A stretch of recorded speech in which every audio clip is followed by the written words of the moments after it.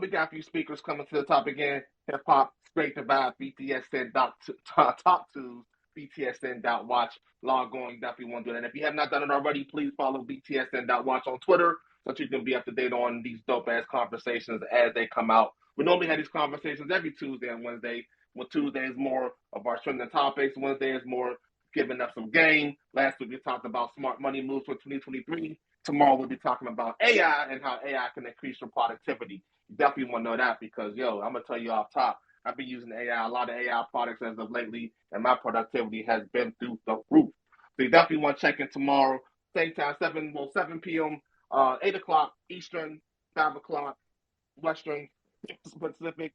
Definitely log in, BTSN.watch BTSN on Twitter Spaces. BTSN Talk Tues is the hashtag. Y'all know what it is. We still waiting for a couple. Are we still working out the technical difficulties? Probably Rob. We good? I think we're good to go. We can have a conversation now.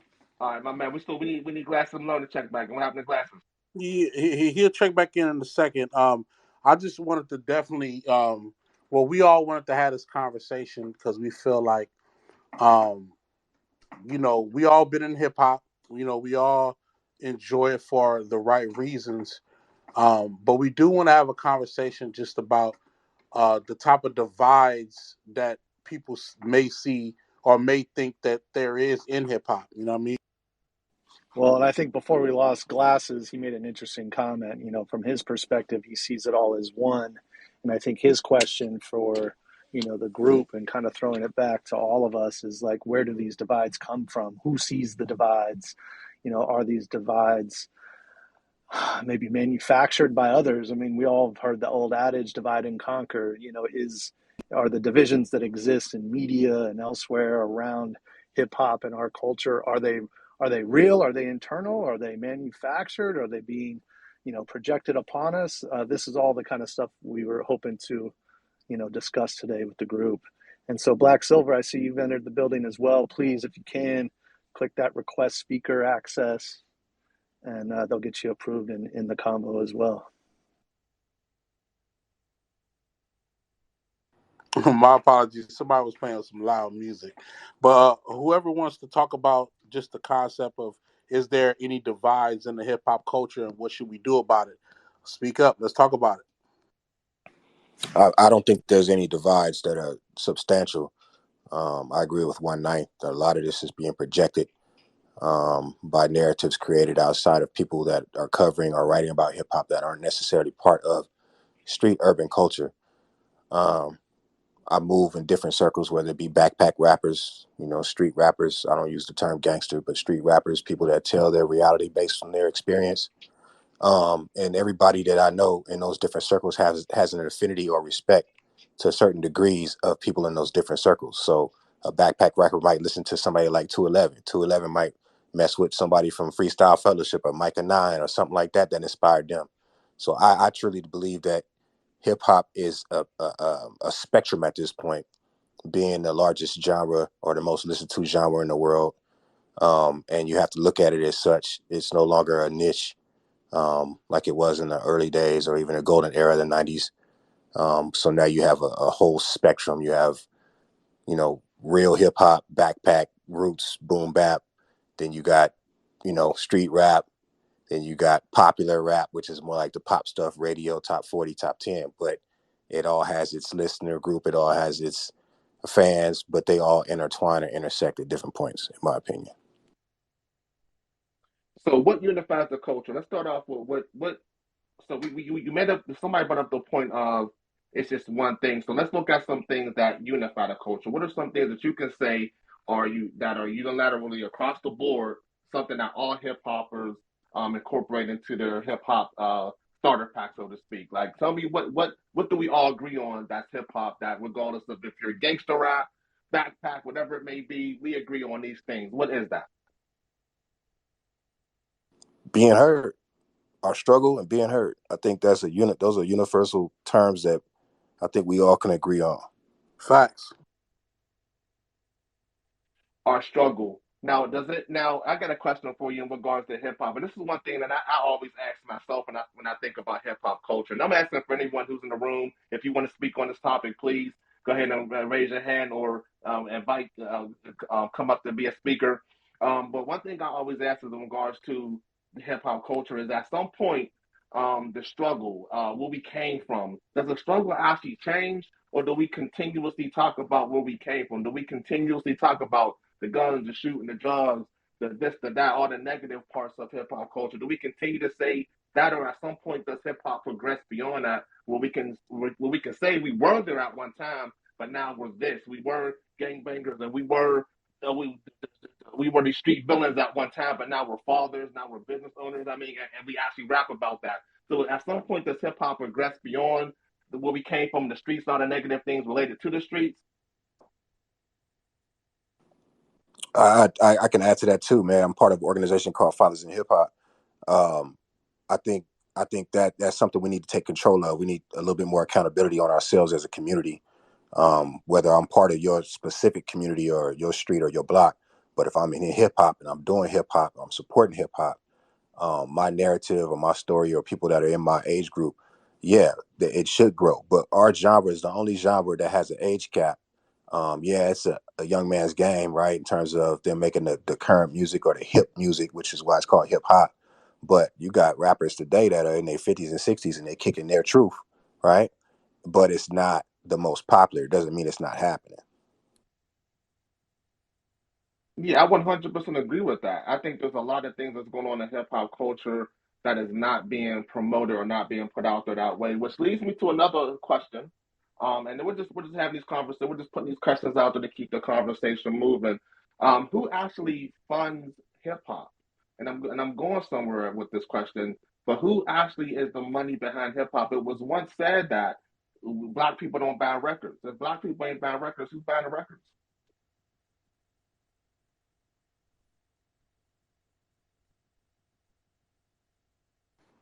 I don't know. I just is the question who funded hip hop or who continues to support it the right way. You know what I mean? Like, Right. I don't know. For me, I just feel like it's important to know that um, although people may say that other ethnic groups support hip hop, at the same time, it's like we the one that's driving what it's supposed to be, and that's the real conversation. Like, what is hip hop supposed to be, and what can we do to not only just get money from it and to spread it, but like how do we shape it to where it can survive for another 50 years? You know what I mean? We've been doing this thing for 50 years, and how do we keep it going for another 50? You know what I mean? Who's confident in hip hop going another 50 with the current state of how it is, not just musically but also business wise as well. You know what I mean? I can't tell if I'm in this group or if people can hear me or I can not. hear you, bro. We We I can can we I can we can can hear you, talk, Black Silver. We can hear you. Oh, dope, dope. Hey, you know what? It seemed like some of those questions are not necessarily loaded, but the answers are tricky. But I'm gonna throw something back at you. It's kind of funny that people use the term "people say," but there's nobody you can really put that finger on. Like, who the fuck are we talking about when we say "people say"? People say if you want to hide something from black folks, put it in the book. I right. know a lot of black folks that applies to. In my specific situation, I know more people that absolutely does not apply to. You know what I'm saying? And so the same thing with hip hop. People might say that black people aren't funding hip hop, but I know plenty of motherfuckers that fund hip hop. Like, I've bought records all my life, and my circle has done the same. Like, I know less people that don't support hip hop than people. I mean, that do support hip hop than don't, and I mean monetarily, not just I am hip hop. I was a break dancer. I was a b boy. I mean, actually go spend their money on the artist they like. So I guess I'm saying all that to say, when you hear terms like "people say," you got to take it with a grain of salt. No, I definitely agree. And I'm the one who said it. So when I say people say, I mean any like public, like media, major media sources, And I only say that because um, they would put out there the hottest album is an album that's not of ethnic color that's being sold a lot, or they might put in the front some things that are negative about the culture in terms of sales, like we don't buy records, and they'll put a different narrative out there. So I definitely use people say to impose that energy of what you know anybody or the masses would quote unquote say. You know what I mean? I use that I know, I specifically understand you. I because understand you stats don't 100%. back that. Yeah, Yeah, I understand you 100%. I guess the point that I was trying to make is we can't care a lot about that, especially nowadays. That's never going to change. People are going to say what the F they're going to say, right? facts. Yeah, yeah. If I could add to that though, just because I see it from your perspective. I hear you, Black. Yes, sir. Probably Rob. What I'm saying, I get you, bro. But check this out, man. I think I'm big on legacy and accountability. When are we gonna take our power back? That's So exactly what I'm talking about. In when order for us to take our we got to power back, control, we we got have to. to control it. Yeah, we Yeah, got to control. exactly. We got to control everything about it, right? Media, Exactly. manufacturing, producing, recording, marketing, promotions. We need to get with the best that are truly about this culture, are truly a part of this culture. Support them, make their platforms just as big as the ones that aren't necessarily from our culture. So, without naming any platforms to Right. Right. but I'm just saying I'm consistently watching bigger platforms owned by people outside of the culture, right? And they use the negative aspects of what happens in our culture to monetize. And we continually send our artists and our best over there because they got the followers or the subscribers. Uh huh. Yet I'm watching people that are a part of our culture that have an affinity and a love and a genuine concern for our people and our culture not get that same love and support. Right? Absolutely. That's on us. That's on us as a group. We got to stop supporting those people once we see them do the goofy shit. We got to Yep. stop sending our artists over there. Send them to the smaller platform and help build it. We got to Yeah. take the Absolutely. take the knock on the chin, build that platform up because we know that person is going to put out the good narrative. They're going to check all the boxes and make sure that the information is correct that they're putting out. They may know more people that they're associated with. So they're going to be more careful with the words they use and the information they put out. We got to stop chasing the quick notoriety. Absolutely. I'm in 200% agreement with you. I What's agree. what's funny about that is it's a little bit off subject, but still on topic. I told my wife some years ago, I haven't watched the news, like daily news, in forever, right? I said I'll start watching the news again when they come up with a good news channel. It's not all bad news going on in the world consistently. It's a lot of it. Can't front on it, but you get my perspective on that. It's kind of the Yeah, same I thing do. with the narrative of our people, of hip hop culture in general. You know what I'm saying? The more we feed into it, the more they're going to keep doing it. They're feeding families off of negative aspects of our culture, and it definitely is not all negative. Word. Yeah, I agree, and for me, I agree wholeheartedly, and I think that's um, part of what's a divide, the divide of hip hop and media itself, whether it's our media or it's outside media. I think, like you guys are saying, like we need to get a hold on uh putting out our narratives of what we actually really do.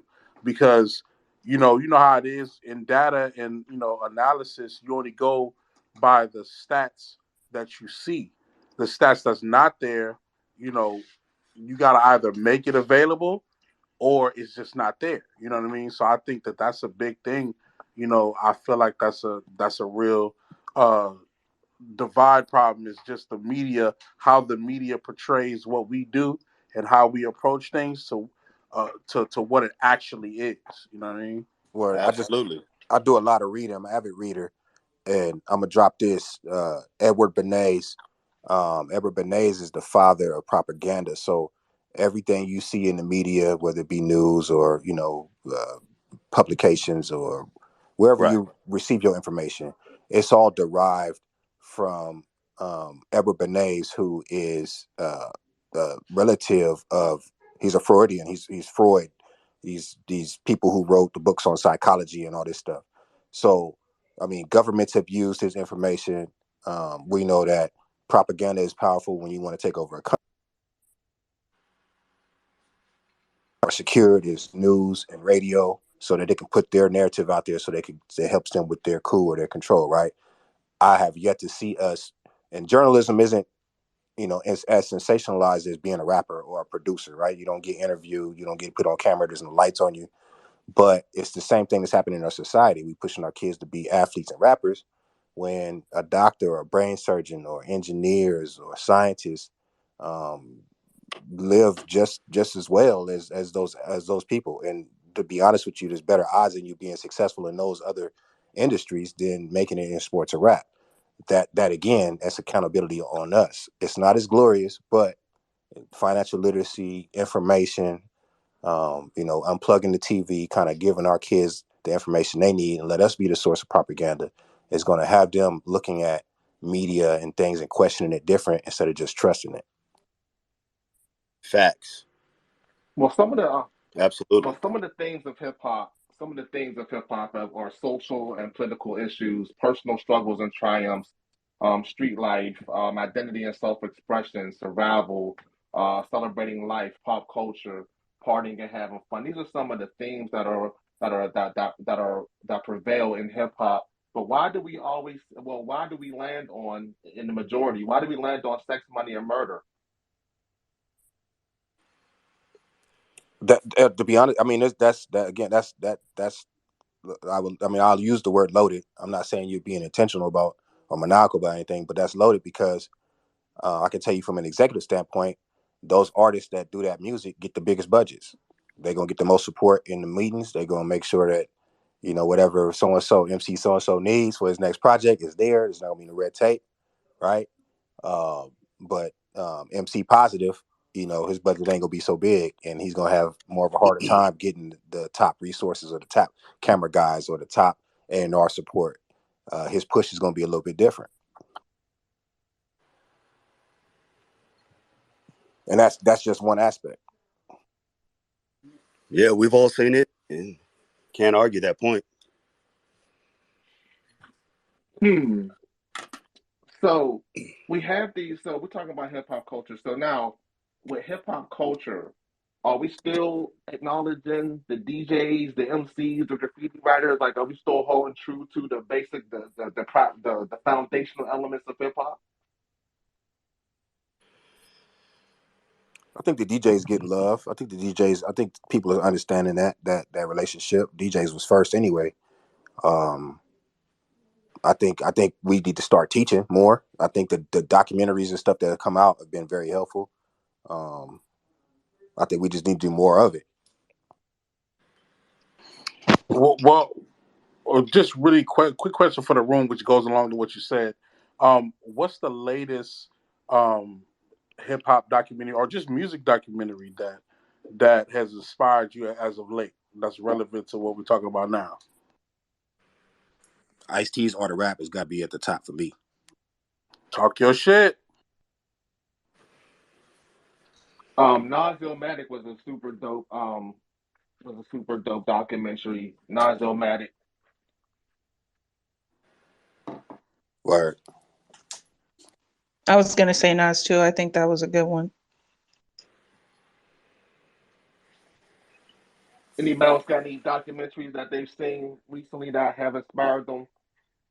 Hip hop documentary.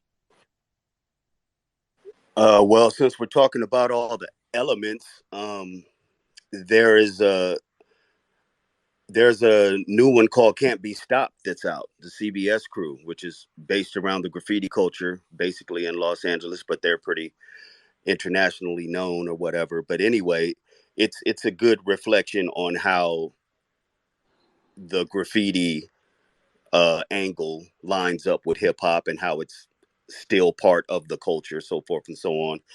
And I guess this is kind of a shameless plug, but I have one that'll be out uh in March. It's called Just to Get a Record Deal. And it's literally about that. There's a mini storyline inside of it, but it is a documentary format. So I agree the documentaries are helping a lot because the younger generation they just don't know, and it's kind of our fault. I mean, I'm 51 years old. I'm still an active hip hop artist. Blah blah blah. And with that being said, I know it's partially my fault. I take some blame for that the youngsters don't really know the culture the way they should. And when I say that, I mean it on a wider platform. Like maybe I could have expressed it or taught some more youth. My sons, they know hip hop. You know what I mean? They know the difference between literal Facts. lyricism and the current pop culture that the most of their peers are into. But with that being said, that's because, I raised them.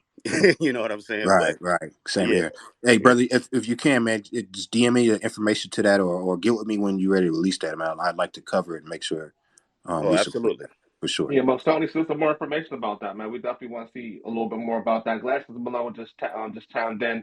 I got a question. In a perfect world, if we in a perfect world and we literally had the control of hip hop, because I don't really believe that we really control hip hop, and in the perfect world, these questions are loaded on purpose just to keep the conversation going. So there's definitely nothing maniacal about it. Just keeping the conversation going. Why you be loading questions? It is what it is. I respect it. I love it. I You love it. see it? You see it? 100% that it's definitely it's there. So, anyways, in the perfect world, if we control hip hop, what would hip hop in fact look like? What would it sound like? What would it feel like? Like if we really control hip hop, like we say we control hip hop, and like we should be controlling hip hop, what would it look like? What would the top five? What would the top 10 music look like? What would hip hop's top 10 look like? What would it sound like? Would it be Sex, Money, and Murder? What would it be? I think Jurassic 5 probably would still be rocking, heavy. I think That would be amazing. what was happening down in Leimert Park with the Good Life Cafe and all that would have been more of a cultural phenomenon. Not to say that it wasn't, but I think the world would know for sure. You know what I mean? I'm I mean, totally I pleased think. with where hip hop is. You left your shit. Huh? What'd you say? No, I said I am I would. totally pleased where hip hop is. Are you pleased with where it's at now, or are you pleased with where you feel like it's going? I'm pleased where it's at and where it's going. As like when we first started talking as a reflection of street urban culture, I feel like it's as true as it's ever been. Yeah. So you well, in my opinion, I feel like the true essence of hip hop culture is a reflection of life as we see it, the struggle, you know what I mean, adversity, things like that. But in your case, you said as of now, you feel like it's the best it's ever been. Explain that, because Not the I don't best, think this not the hip hop best. reflects the See, life see, that of what it is. see how you said the best it's ever been. That's not what I said. I said the truest it's ever been. It's a Huh. huge thing between those two different. Right, right. Before the message, you know what I mean? Before the message started creating that style of hip hop that you're talking about, hip hop was just a festive environment. There was a lot of questions from the people involved in the artistry about the message. There was a lot of pushback about the message. People felt it dragged people down and it was a little bit more sad. But the general public took on to it and felt that's exactly how what they wanted to be presented. But remember, before that, you had hip hop. You had hip hop records before that. It was a very festive thing. And what I was saying exactly is, it's at its greatest reflection of what's going on in street urban America right now. You're seeing it at its most truest place. It's not really even projected. You know what I'm saying? It's pretty sincere. Like exactly, you see a reference of what's going on of every day. Like if it was a if hip hop was the news, it's never been more truer than it is today. I'm gonna have to challenge you on that, G, and just Yeah, I hear me got out. you. Yeah. Hear me on this, big dog. Look, when you have an artist, like, I'm gonna just use Future as an example, who pushed Molly Percocets as one of his biggest records, and then he gets interviewed about it, and he comes out and says he don't take drugs at all. Can you explain that honest and true reflection for me, please? The same way Ice Cube was never so dope, but he made summer vacation. It's not a reflection of the artist, it's a reflection of condition in the society, in the urban community. That's really what's going on in Atlanta. It's a huge opioid addiction issue. And without Future, we don't know what's going on around the country. And that Future is part of the reason that the mainstream media had to start covering what was happening to street urban culture down there. You know what I mean? That huge addiction. And now it's in all our backyards, but we have Future to thank for making us aware of it earlier. We could see it through him. But to contest the artist being actual the genuine, that's be like Ice Cube never sold drugs or he never went anywhere to Missouri to take nobody's corner. Doesn't matter. Their job is to be news reporters and to reflect, street urban culture. Yeah, I gotta challenge that. When you said about hip hop being the truest, and I challenge that because Jay Z himself said that your favorite rapper, your favorite artist is lying to you. A lot of these guys are saying stuff that they're not actually doing. How is this the truth?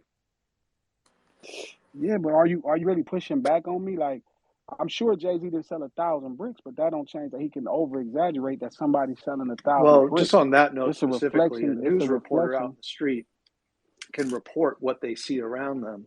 Doesn't mean that they're actually doing it, right?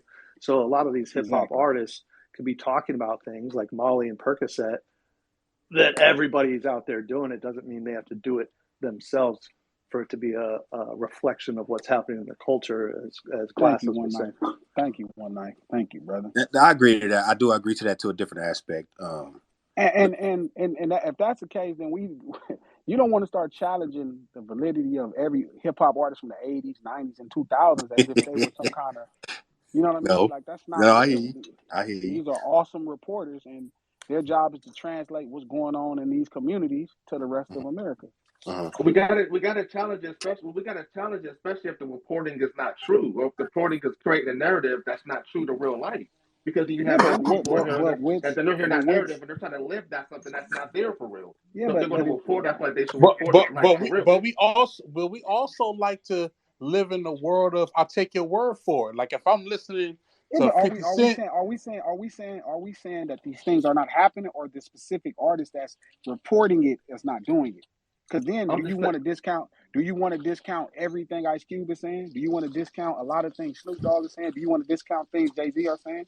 No, Like, I'm no, just no, saying. no, which I what no, are think we no. I'm saying? saying. Do What, you I have think to what I'm I'm saying, saying. discount these things? I want to do what I want to do what Tupac said. You know what I'm saying? I want to support the nigga that's keeping it real. And if he's not, then we need to make a decision as a community not to support that dude. Yeah, then you gonna shut off 99% of hip hop history. I'm gonna just keep it a beam. Like you're gonna shut off 99% of hip hop history. The artists in it. Most of these niggas ain't doing nothing. see, And it my ain't point, my and this business ain't really been generous to people who really lived the life. It big just fact. hasn't been. I know that's facts for sure. Fact, that's Yeah, real. big fact.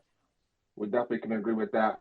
See, my but point but is, but it's to me. I don't feel like it should be about whether that particular person is doing it. It should be about whether it's a situation that could have happened in the in the streets or in life in general. If for me, Yeah, but what makes me connect with somebody on any like there could be 1,000 people talking about guns, but somebody who's very intricate at how they approach talking about it, I might feed into that. Now, if it's somebody who's talking about a particular club or situation like that, like to be honest, I hate artists who got surface lyrics of talking about dancing in the club. Like, nah, it ain't gotta be super lyrical, but it gotta be vivid enough for me to understand. Yo, Shorty was really doing this on the pole, for sure. yeah, Like, but like, I but like. but but but that's but again, that's like now if we want to get critical of art, that's fine. But I'm saying it doesn't change that Future and them are not creating a narrative that doesn't exist. These worlds very much exist, even if these people are not a part of it. I And they agree. exist in the space that they are. So the issue is, I mean, we could talk about I may like artists that are super deep in it. And some people, that may be too deep for the average person to understand. Like homie was talking about at the beginning with Tupac Must Die, that was a situation where it got so deep that people couldn't understand it. They thought it was a move about shaming somebody's legacy versus giving somebody insight to a real culture that somebody is vested in fully. So it's not like that's where like I'm saying where there is no real divide. The divide comes into people that don't want to accept that this is always what it's been. It's always been this, right? When it started in New York, you just had them taking the place of the spectator of crime, right? And then when Ice-T and them came along, they became the participants. It's all the same neighborhood. It's just where you were standing at on which side of the street.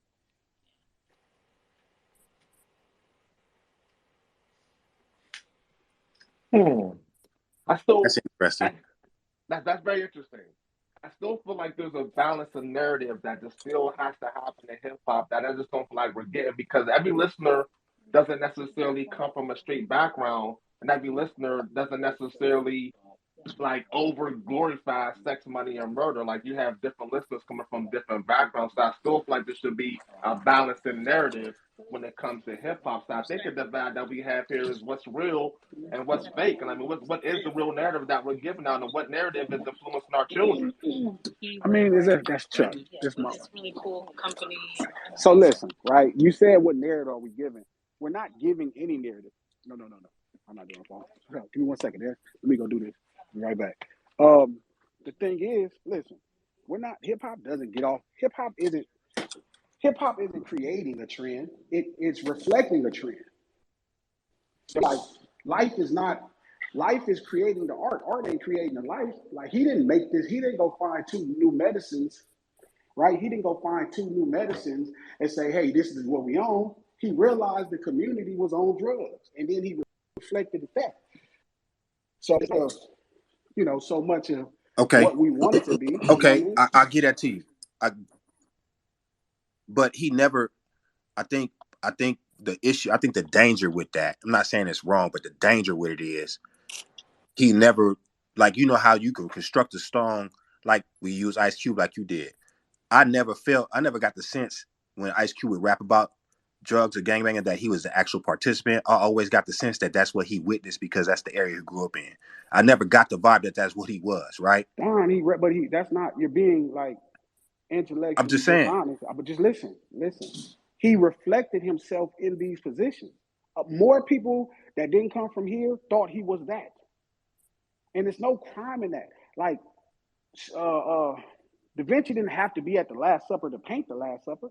You know what I mean? It's just a reflection of how he sees art. As long as these people come from the community and can reflect, like at the end of the day, sometimes we get lost. Hip hop has never been about relatability. It's always been a vacation. It's always been a trip somewhere else that you've never been. It was a cultural experience that happened, and you like. I've never been to Marcy before 2007, but I've been I to feel you. Marcy. But I've been to Yeah. Marcy in 1996, 97. Right. Right. I went to Marcy. I mean, I've never been to Brooklyn before 2007. I was in Brooklyn though in 1994. I got you. It's not about relatability. Our lives were not projected. We didn't have representation in mainstream America. Street urban people. You know what I mean? There was always Mm. middle class black people in Hollywood. There's Right. always middle class black folks in Hollywood, right? I like to say Kanye West. There was always Theo Huxtable. There was always Eddie Winslow. There was always Willis. There was always that. Since we talk about the 60s and 70s, mainstream, but you had no representation of the street guy in New York. That person didn't exist. The first person that we ever saw as a drug dealer from Black America, right, would be Nino Brown, right? This is Nino Brown, and the movie was a police movie, right? That Nino Brown actually was like a kind of like a side story in a police film, right? And then Jay-Z came and gave a voice to that person that Black America was intrigued by, right? You didn't know much about LA street urban culture that's known as gangbanging, cripping. You seen side pieces. You seen Colors, which is a police movie that happened to mention Crip, but it's a police film. Or Boys in the Hood. It's a black fatherhood movie. South Central is a black fatherhood movie that happens to mention Doughboy, that happens to mention, what Killer Bobby Johnson. They don't have the same representation as white gangster movies with the mafia, where the whole movie is about Michael Corleone. They didn't have that. Snoop came and gave a voice to Doughboy and Rocket. Now you know what their struggles are and everything they got going on. So that's what hip hop does. Hip hop has done that since the first day. It showed people how we rock in these street urban communities, starting with the Bronx. It's not about how many people can relate to it from Beverly fucking Hills. They could go listen to all the pop music in the world. But the problem is when you don't actually understand that, then you end up with Drake and Jack Harlow. And then guess what? The budgets change for everybody else that come because then they turn it into pop. No different than Kenny G and a couple people did the jazz, just like what happened to rock and roll. So when you start to do what y'all are doing, you're fucking it up for it to keep creating escapes and opportunities from people that come from more communities when they don't have no other opportunity, because you're trying to sell it out and make it mainstream and relatable. The point is, that's what it always been. You couldn't be Jay-Z. That's why you listen to Jay-Z. You couldn't be Snoop. That's why you listen to Snoop. You didn't even know Snoop's life existed. That's the greatness of hip hop. You didn't know the lingo of these New York niggas when they start talking. They didn't. That's not something they teach at school. They don't teach that slang at school. They didn't. The first time I heard LL Cool J, they didn't talk like that. I never heard nobody talk like that. When you see Run DMC wearing the tracksuits, when you say hip hop created that, that's not no fucking hip hop culture. That's street urban culture. That's what hip hop is. That's a drug dealer. That's a drug dealer outfit. Run DMC were dressed like street black drug dealers, and it's been that way. So when you don't actually, when you try to separate it, it's almost asinine. It don't even make sense. Because what would you do? What would you have? Entertainment. It's entertainment.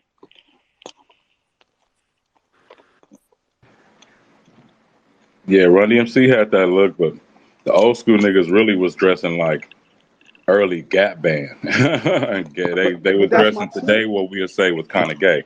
Tight What? pants, They leather, was, yeah, furs. with the dick cups Like Yeah, and all Run that. but Yeah. DMC, Run DMC is down the line. that's what I'm saying. What I'm saying when I'm saying hip hop, right? When hip hop, when Run DMC realized what it was, they started dressing like the street D boys. That's why the way they look became such a cultural phenomenon. Versus how the niggas like Belly Bell and Flash and all that was dressing like Cameo. You know what I'm With the saying? Or shoulder What you or mean? pads They and all still that. or dressing like that to this day though. Ain't neither one of them left. neither one left where. Man, Uzi Vert and these dudes is dressing like Cameo. Yeah, but your issue is when you think that that's hip hop when he keeps telling you he's not a hip hop artist.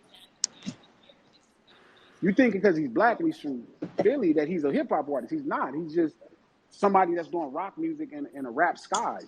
He keep telling you that and you're not listening to him. But what defines the hip hop artist, Glasses Malone? Tell us what define to us what a hip hop artist is. You said say that question again. Can you define what a hip hop artist is? Because you just said Little Uzi Vert's not hip hop. Somebody What is it? no, Lil Uzi Vert said he's not hip hop. What would you say? I would agree with him. He's I listen to his music, I listen to what he's saying. He told me he's not hip hop. I believe him. Nothing he done is a reflection of street urban culture. Lil Uzi Vert is a rock star. He's telling you that 1,000 times. You're just not listening. You're just holding on to something just because somebody, I could imagine if, Lenny Kravitz or what's the other brother that passed away that played the guitar? Uh, Jimi Hendrix. Hendrix. Like, bro, this Little Richard. He's Little Richard. The fuck? Like, this, you can exist being black and not just be a reflection of just being hip Okay, hop. let me add this to that. But then when he get the award or the prestige for his work, he can't be in the hip hop category. He shouldn't be at the BET Awards, my guy. Yeah, but I think he could be in black entertainment. But I do agree that it's foul because you asking white people how they perceive Right. black people. That's not a reflection of us. That's a reflection of their eyes, and they don't obviously know much of shit. He ain't getting no rock award. Right. Hey, Like they not while letting we him mention into that that too, genre either. shout out to the Hip Hop Alliance and the Universal Hip Hop Museum. I got to say this. I keep hearing. I think my guy DJ Head had mentioned it on a podcast one time where hip hop deserves to have its own Hall of Fame, and we actually are developing that. And we also hear the conversation of we should have a union for retired rappers, and you should be able to get a pension. If you put certain time into hip hop, we got a lot of legends and pioneers out here that aren't doing so well, and they should have something to pull from now that their time is gone. Time is come and gone in hip hop. So the Hip Hop Alliance is something that Chuck D, KRS-One, and a few other pioneers are trying to develop to create a union for artists to pay into and support, and then in the later years of their time, pull from and get support for the lifestyles. Universal Hip Hop Museum is just that. It's like a memoriam. It's a building that they develop to take you from the historical aspects of hip hop, and they cover all of it, East Coast and West Coast, even though it's located in the Bronx, in the Mecca.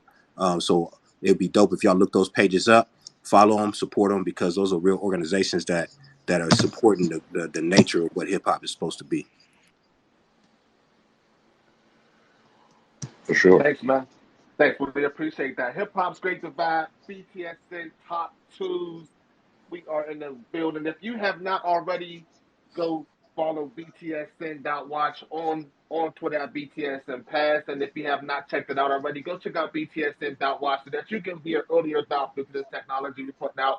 We got some fly stuff coming up soon, and you want to be in touch with what's happening as it's happening. We got newsletters. Definitely want to put your email in and get that BTSN.watches where you can go sign up. We are having a dope ass conversation. People are chiming in like crazy. Glasses long. If you want to talk, please raise your hand or come up as a speaker. We will invite you if you want to join the conversation. I got a couple of requests. So if you want to join the conversation, so keeping the conversation going. I got to ask: is there still some East Coast West Coast hip hop tension? Is there still a little bit of that going on, or are we totally have we alleviated that totally? Man, Never it was. never was Never on. It was. was never was on the West Coast. Never was. It was always the East Coast. Period. It was never the West Coast. Like literally, we grew up listening to the inventors of how to display the culture in the correct way. So it could never be. That's like you have an issue with your parents. It don't even make sense. So it was always a disdain from one way to another. It was never a disdain. We never stopped playing Biggie. Never. Biggie played on the radio the first day here. LL been on the radio station as long as hip hop been on the radio. So it could never be that here. Mm, The the, the, I the agree the with point that. I'm saying Yeah, I though, agree dog, is too. there is no divide. Just sometimes we don't like the flavor of somebody else reflecting their culture. As you get older, you start to become your parents, and you start to be like, "Well, I don't like that because it's like." But that's what our parents used to say about the hip hop we listen to. That's what their parents used to, people. My dad used to call hip hop artists in the '80s and '90s backwards hat, baggy pants, one motherfucker. So it's no different. You just are growing up, and you're starting to disconnect from street urban culture every day. You know what I'm saying? And hip hop is ever evolving. Street culture is ever evolving. How people tend to deal with those conditions is evolving every day. The lingo changes every day. The everything, but hip hop gave us something great in how to display this culture in a much more informing way where people can see what's going on. Like, how are we upset at people telling you we shouldn't be upset at Chicago artists reflecting this war that's going on and them being soldiers and being, you hearing their war stories. We shouldn't be upset at them. We should be upset that there's a war going on in Chicago and we're focusing our energies into the wrong thing. Like, we're alert because of these kids that's telling us what's going on, and we could actually go down there and help and figure out what's going on. But instead, we like, well, we want to silence you. You getting abused at home by your parents. Don't say nothing. Don't tell nobody else. We don't want nobody else to know because then it could. I don't know what people be talking about. It's just crazy. Imagine if somebody tried to silence Ice Cube. Imagine if somebody tried to silence, Rakim. Any of these guys who were, using slang, using lingo, things that became, paramount in how people even speak today and further communication. Yeah, but it's a little difference between telling your story and glorifying some bullshit. Yeah, but And it but I, seemed I like, never I never agreed with that conversation of glorifying violence. Like, America glorifies violence. Human beings glorify their victories. It's you listen to the soldiers at war. We watch Rambo movies all the time, but we would never say they're glorifying violence. We could watch a movie about us winning a war at Vietnam or us winning a war at World War II, but we would never say that those people are glorifying violence. We would yeah, because we understand. not dancing to them Yeah, things. but it's not about dancing. That's why nobody's We not dancing. partying to those Yeah, things. but It's not in the glory section. that's not what glory is. You hear what you assume is glory is people being proud of surviving.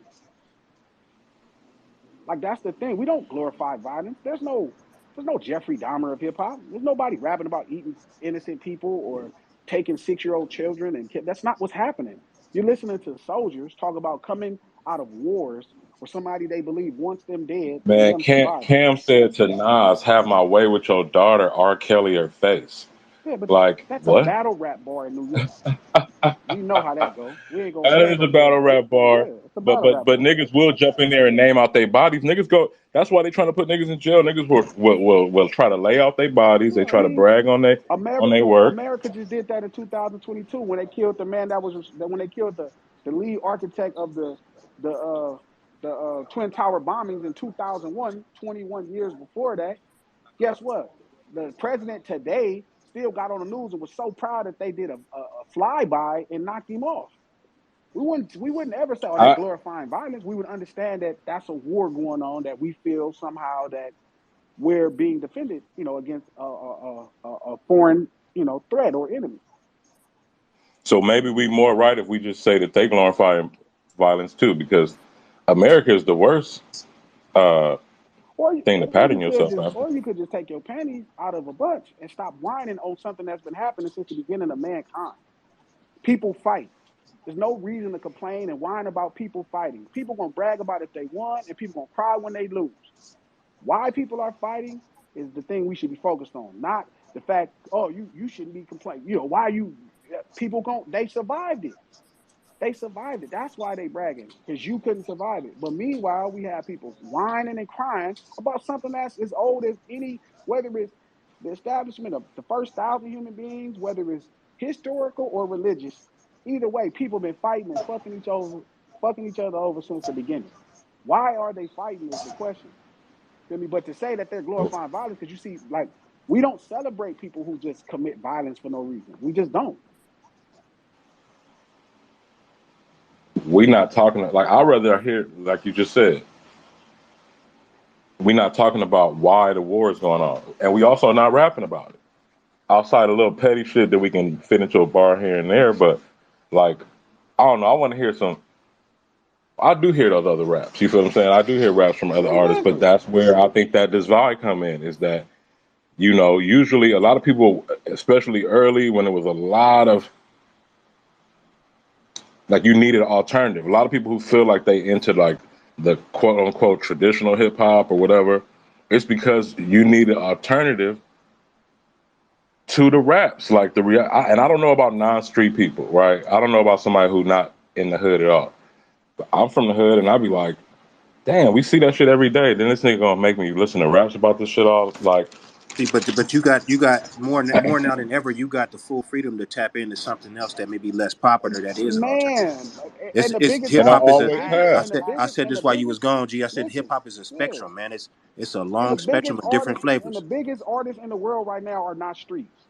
True. The biggest guys who would be seen to be reflecting hip hop are not street. So you got it, and what you got is a bunch of pussy ass niggas running around. Where That's why they're not speaking up on nothing. That's why they don't have to. See, that's the thing that's underrated about the street experience is it makes you a trooper, and you don't go for injustice. Remember, don't forget the A-Train started the LA riot. facts. Oh man, that's a whole nother conversation. Cause I don't like was the game like who's really playing the major role in the riot? Like it's other people. A lot of the gangster homies be at the house at that time. No, they don't, Badru. They really don't. They be the ones out there terrorizing. Because ain't no square motherfuckers finna stand up to nothing. If you ain't trained in none of this type of combat, this ain't for you. All that high power shit is bullshit. If you ain't never Man, had to do it, Facts. you not gonna know how to do it.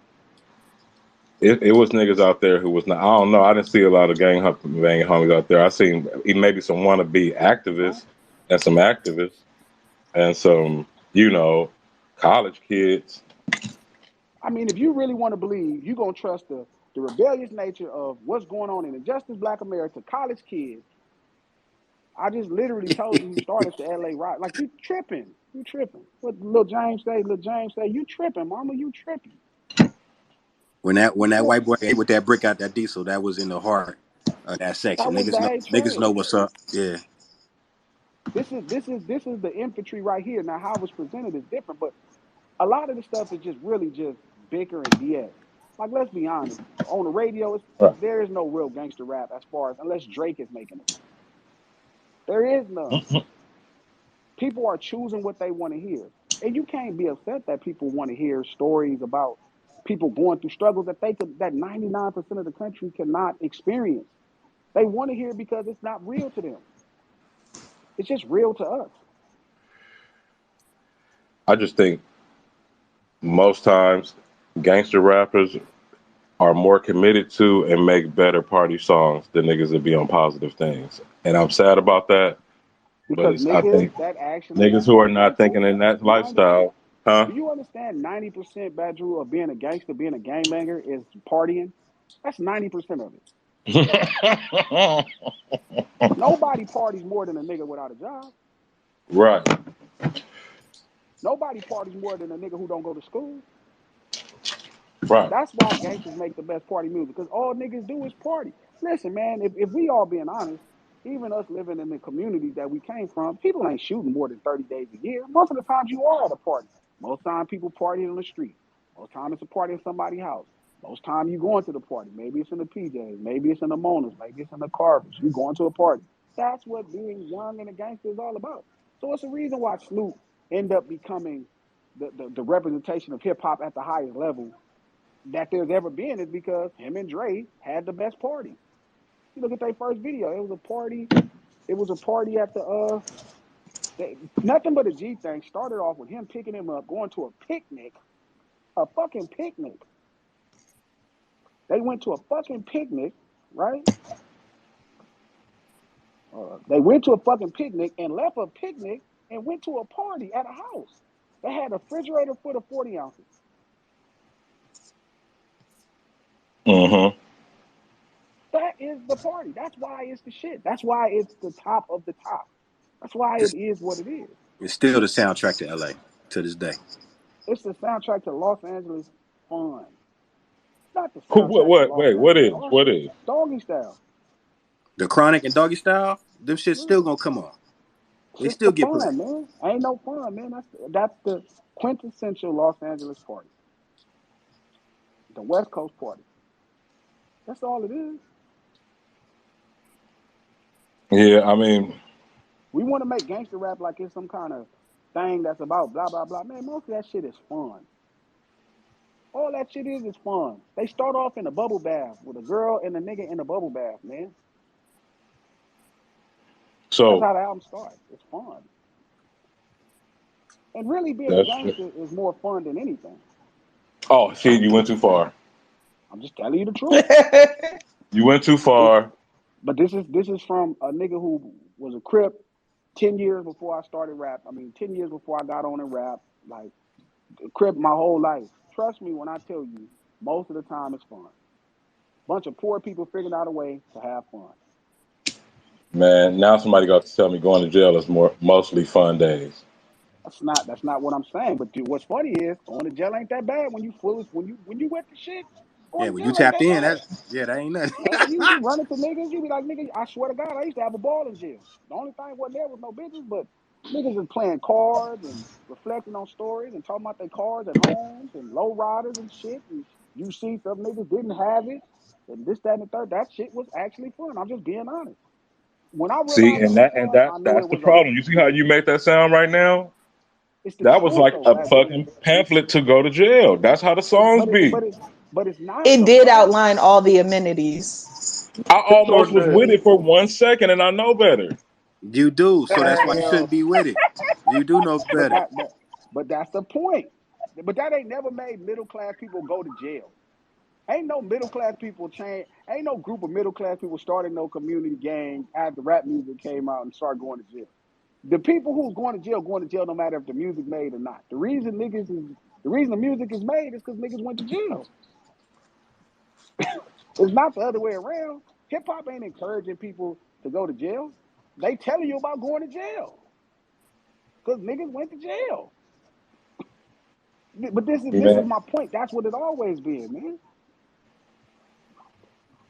you be imagining you that nigga, and then Well, you was that that nigga's nigga because telling you you stories, survived. and you realize you're not that nigga. It's a cold awakening, huh? Yeah, but you, the reason niggas get celebrated when they get out of jail because we always know it's a chance you won't make it out. Yeah, That's why we celebrate them niggas, and we supposed to. It is a tough out. It's tough. man. Feel me? I seen a tweet you did that said, "Hove isn't the cultural the phenomenon Snoop is." He's not. If you Now, understand culture, do more people say "cuz" around the world or "son"?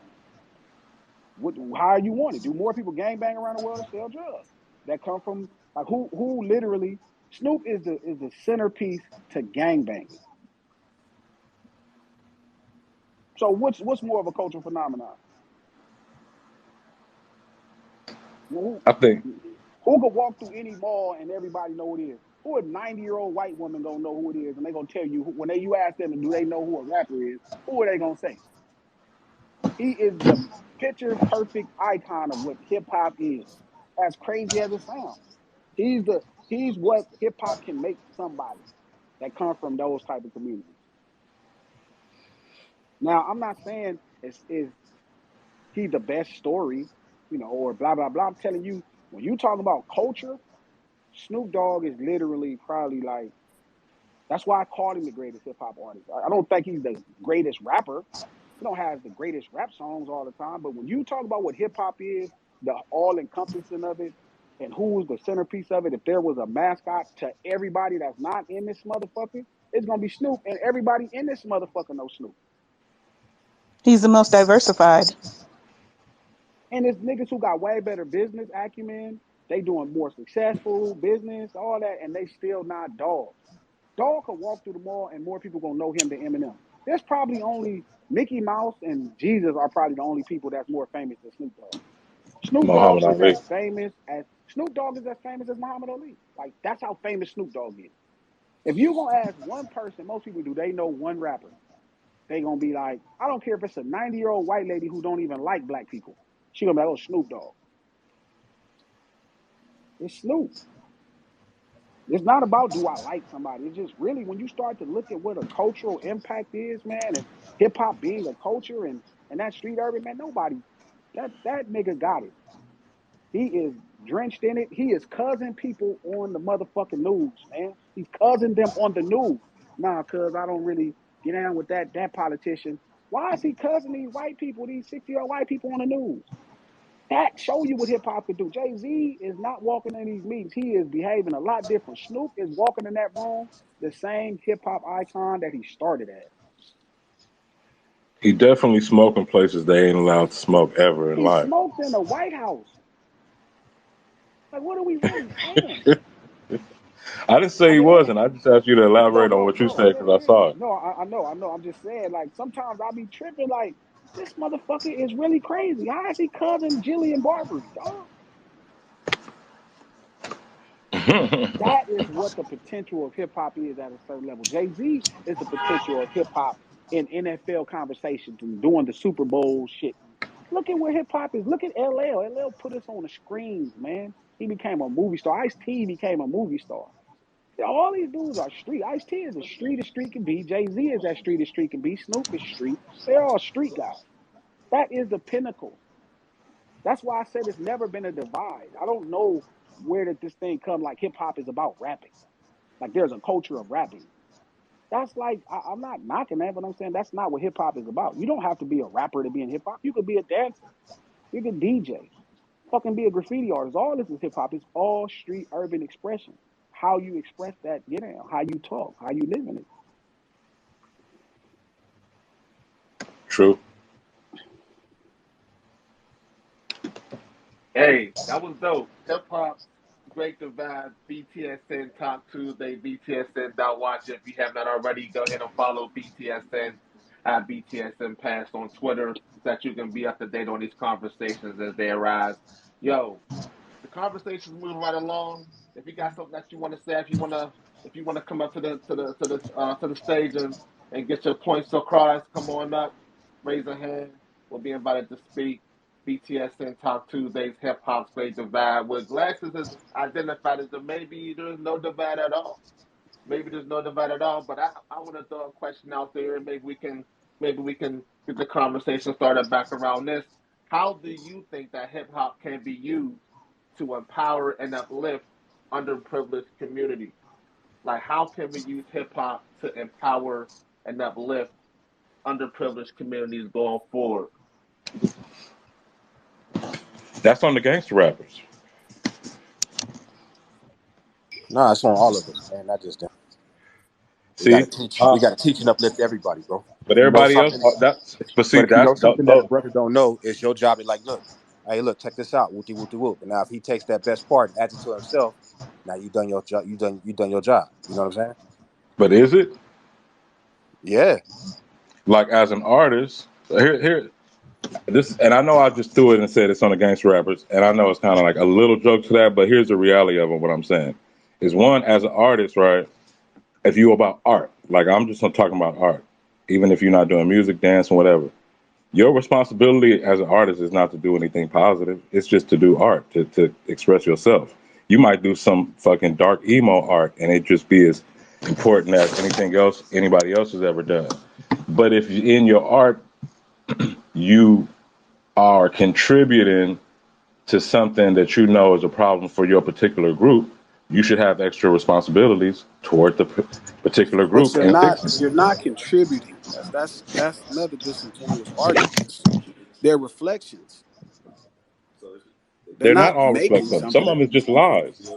Some No, of the they're dudes is not. lying about what they're talking about, But it's not a lie. right? You wouldn't say Da Vinci is a lie because he wasn't at the Last Supper and painted the picture. If he painted himself in it, But that's the point.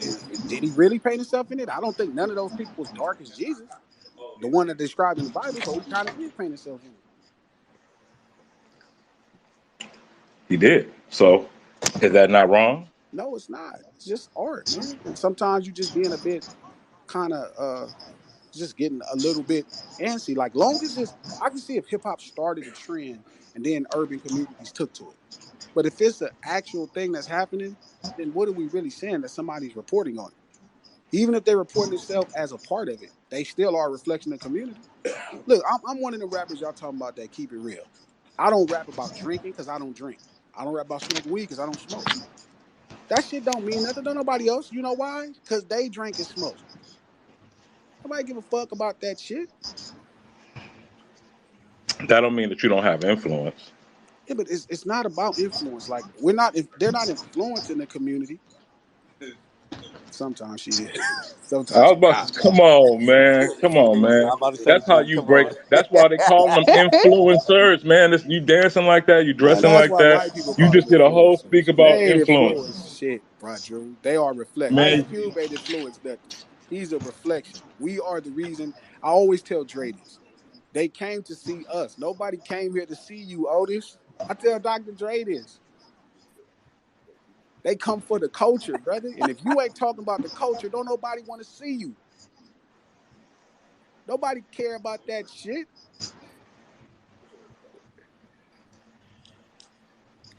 Don't nobody want to see these rappers. If they ain't rapping about us and showing us in their video, the culture, the street urban lifestyle. If Dre and them got in a Ferrari, don't nobody want to see that. Man, we want to see them in a low ride. What are they driving in Compton? That's what we want to see you in. They don't care about what outfit they really wearing. We want to see you in what the rest of them dudes wear. The fans come to see the culture. Gangster rap fans. All fans. All fans. If you're a fake positive person, and imagine right now if you was a fake positive person, you rap about being a Muslim, and then somebody see you eating a pork chop sandwich. Your shit is over. Nigga. You know what I'm saying? Like, A imagine pork me, chop. Nigga imagine had to me go to the listening worst thing. to West Coast Cam, and we talking to West Coast Cam, and then we walk in, and he eating a pork chop sandwich, he drinking Kool-Aid, and he got all Bunch the of white pork women dishes. around us. Yeah, bacon wrapped pork hot dog. Imagine that flirting with white women. Man, we be Ah, he devastated. done. He done. He done. Imagine right now you seeing Kendrick. Imagine you seeing Kendrick, right? This K-Dot, right? Imagine you see K-Dot just like pimping a woman. Like he's just on the boulevard. He's like, yeah, bitch, get my money. And they got him on tape. His career is over. It don't matter if it's positive, gangster rap, whatever you want to call it. People just, you know what I'm saying? They expect it to be what it is. When Sugar Free got married, a little piece of me died. Hold up, G. Hold up, G. Hold up, G. Because that shit was hilarious. Stop. I'm just Stop, keeping it a man. bean. If I seen Too Short Stop. open the door for a woman, a little piece of me would die. If I see Too Short open the door for women, a little piece of me will die. Yes, because culturally, he's told me that he is of the player and pimp culture, and he is stomped down on this Mackie. I believe him. Now, if Kanye West is not opening the door for a woman, I'd be upset. If he was beating Kim, I'd be like, you piece of shit. Yes. Again, Because I it look at go Kanye as a wholesome guy. It goes back to that spectrum. Kanye is a wholesome guy, so why would you be interacting with a woman such as Kim Kardashian? That is a step down, brother, from where you are be. No, he can't because he's a good guy. Now, if Dre slapped D Barnes and all that, that's cool. That ain't gonna even affect his career. If I slapped a woman, that wouldn't matter. They'd be like, "Oh, I expect that Glass to slap a woman." No, it wouldn't. If I slap a woman, I'm going platinum the next day. Listen, I'm telling you, y'all He don't ain't get it. lying. He ain't lying. Y'all don't believe in brand. Trust me, Bad Drew. When you a gangster rapper, you ain't got to apologize for nothing. You don't got to do none of that. The problem is when you start trying to play, y'all. That's like y'all try to be heroes too much. You need to enjoy the role of villain. We black in America for crying out loud. You over here trying to be the white people hero. Yeah, like really put your Nat Turner on and just rock it. Man, rock that thing, dog. They gonna respect it. They like it better. Who you think Yeah, they but like that's better? wait. Why do we just bring it's something outside of not want to be a gangster and dancing for white folks for sure. Not really. They all the same. Nah, because like I said, growing up in the hood, there's the niggas who gang bang, right? And then there's the niggas who's just like, man, I'm not about to do that. I'm on something else. You Yeah, know what but I that mean? don't Like, mean nothing. But that's be the same nigga that be on the plantation. Like, don't try to run away, cause master, we got to survive this. See that, but hold up, G. That's a whole different nigga too, though. Cause No, I it's never not. really gang Same bang. nigga. No, I'm Same not nigga. finna. Because when you saying gang banging, all you doing is saying standing up for your friends. There ain't nothing Right, special about it. right. no, no, no, Y'all no. make it It y'all don't make just it mean sound like that. some kind of y'all make It it don't sound like just some mean kind of that. y'all make it sound like it's some kind of intricate shit about this shit going on. When it No, really it all just I'm be your saying is childhood it's friend. it's it's like niggas that's just from the hood, and ain't really Where they just don't want to did commit all a the crime. shit. They're not Right, that's Nah, what I'm criminals. saying. That's what I'm or saying. That's what, but they still from the Yeah, hood but though. I'm well, not. But that's the same person that was on the plantation, not wanting to And break they the not law. finna, but they not. It's some neither. niggas that's from the hood that ain't commit no crimes that ain't finna go tell master do. You know what I'm saying? But they ain't gonna They ain't tell gonna for tell. sure. Now I'm Man, not saying they snitches. it's all type of villains. I know for sure, and I can tell you because my mind state never changed. I didn't gang bang because the niggas was stuck on the block, and I was trying to go bomb all Yeah, but city. bad. There's nothing wrong with how you feel about your friends. My homies was traveling. I'm not mad at that, but I'm telling y'all make it like gang banging is some kind of spectacular, unbelievable thing when it's just really you and your friends doing shit together. Sometimes y'all do dumb shit, sometimes y'all do dope shit. But y'all all stand up for each other. You will break any law to protect each other, to advance in your life. You feel me? It's the same thing. It's no different. It's just personal responsibilities. They don't. That's why the same thing happened in every state without gangs. Same thing. It's no different. How you get down with your friend. Maybe bad if something happened to your partner, you not gonna take revenge. I'm gonna take revenge. I don't think that makes you a better person to me. It means you might be a law-abiding person. I'm not a law-abiding person. I'm a black man in America. So every bit of these laws, everyone get called into question, and I'll decide personally which ones I'm gonna follow and which ones I won't because I understand the circumstance. I understand it's Yeah, not fair. but we all have that as men. Like I feel like that as a man. Yeah, but I'm saying, of course you do. But I'm saying if you not gonna break no law, I'm not mad at you minding the laws. No, But I'm you should be selective upset at about. me for like not minding the laws. Yeah, no.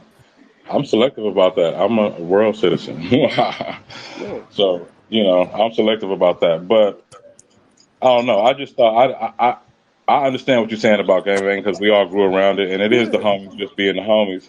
I just know that me deciding not to do it wasn't because I thought I wasn't gonna be in trouble. It's because I just not, can't be in the neighborhood like that, sitting around But here with y'all, and I but you can't don't have have to. But nobody you don't. running up on me when I'm outside talking about y'all. Like, because I'm trying to, I was on grass though glasses, so Sure, my sure. biggest thing is to be able to go everywhere, and But nigga don't I went already have a everywhere. problem. I went everywhere. I went everywhere when I went everywhere. I mean, it is an adventure for sure, to say the least. Feel me? But Yeah. I'm not mad at you for taking a route that's not rooted in crime. I'm not upset at that. I think that's a brilliant thing. I'm just saying, I understand, like in this hip hop conversation, that's the divide: criminals and non-criminals. But literally, No, you but live that's what I'm across the saying. The street. other ones are not non-criminals. They are not. That's the point You because know how many everybody else niggas would from be a K-Dub and MBT is in jail and yeah, but criminals? yeah, of course they gangsters. You just don't call them a gang for some absurd reason, but they're gangsters. People who They got commit you crimes now. in groups are gangsters from a gang. We giving okay. I'll give you that. It's simple. NBT was a gang. That's MBT why they became became actually a became Crip a gang. gang. It became a gang. No, they became a Crip gang. They always was a gang. They was a group of men who criminally went around writing on people's properties. It's an That's a art. No, fucking no. gang. It's an art forward organization. It's listen, illegally rooted. You. There's canvases and all kind of other things you can use to put your nice tagging on. But you chose buildings because you want to show it off and show everybody I am great at this. We chose Therefore, it is a buildings gang. because we citizens and that's public property. That's not what happened. Yeah, Don't do graffiti is that. a But I I see public. love what you're but I doing. love the Hey, Don't idea do though. that, bro. Don't do that, I bro. dude, love the you idea. But already all know in, graph. listen, You already listen. know graph is a fight for public space. You In already front of know that, white people, I agree with you. With us just in this dude. room, Ain't nobody bombed on no church or nobody house like that. Like it's normally public space. It's a. You gonna look at it be billboards and you gonna private look at our property shit. too. It be private property too. It ain't no rules to crime. I mean, that's like 211 and BAN. I mean, they wasn't Yeah. gangs, but when they started doing what they was doing in them groups, they got They charged and was classified. gangs. They didn't start that way. They started as like little posses. Niggas was That's just how but all gangs are is little posses. And then yeah. crime makes them gangs. That's what I'm saying though. It Right, always start off like that. Then as you start to advance, you be like, I'm finna do this, or I'm finna be risky, I'm finna stand out, and I'm finna commit a crime. There you go. Boom. right. It Then ain't you like hear they that it ain't like song. they were Then you it hear ain't that like they were song that college put you grades. over. Huh? Then you hear that song that put you over. It's like when the homie said, "Boom, boom, boom, boom, boom." Like the whole fact that gospel exists, and we know that that inspires people to follow the Lord and be more involved with church. I ain't Why we never don't think the seen Nah, a flip hold side up, of gospel brother. song. gangster Hold shit? on, I brother. ain't Hold on, brother. never Hold seen on, a brother. gospel song Hold up, G. convert Hold on. nobody I to got this Christ. one. I got this one. It gospel music does not inspire people to follow the It Lord. does not Somebody, you inspire don't Gospel people think to follow music. you the don't Lord. think Hold on, No, hold no, on, gospel hold no, on. music no, it does convert? not. It doesn't. Gospel music is like the medicine that you can listen to if you If you already a follow the Lord. believer. Yeah, it's. Hell No, no, no, gospel not I'm not trying music to tell you. exclusively. 100% leads you to Christ. I'm trying to tell The you. right gospel song. You Oh, now cannot listen to gospel Je is a music now. Christian rap I was curator. about to say, come on, Wait a Oh, minute. So JE. you Come mean on, Kirk JE. Hey, Franklin? bring him up. Bring him up. You mean Kirk Franklin is God's most powerful soldier? No, we ain't talking about Kirk No, Franklin. we We're just talking yeah. about the Oh, influence of don't try to Christian get on Kirk music. Franklin No, we're gospel talking music. about no. We're talking about the influence of Christian music. And if yeah, 100% Christian music can a really good gospel song can influence you to do right and serve Christ like 100%. Because that was the argument. The argument was that it could not, and that was vehemently get it go against. If you're not a gospel music listener, you won't be able to know it. But I me mean, as I've a heard avid gospel gospel music songs. listener, I listen to gospel heavily. I'm not saying. I'm I've not heard gospel explicitly. songs.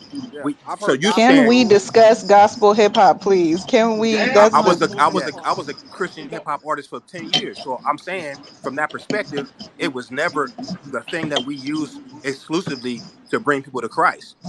It was a tool to express our belief to share the gospel, Exactly, just like right? gangster rap. Just Word, like and you gangster was rap. using, but they were using the gospel was imparted in the song. Rappers like Bizzle, who is super dope, and Lecrae, like these guys put 116.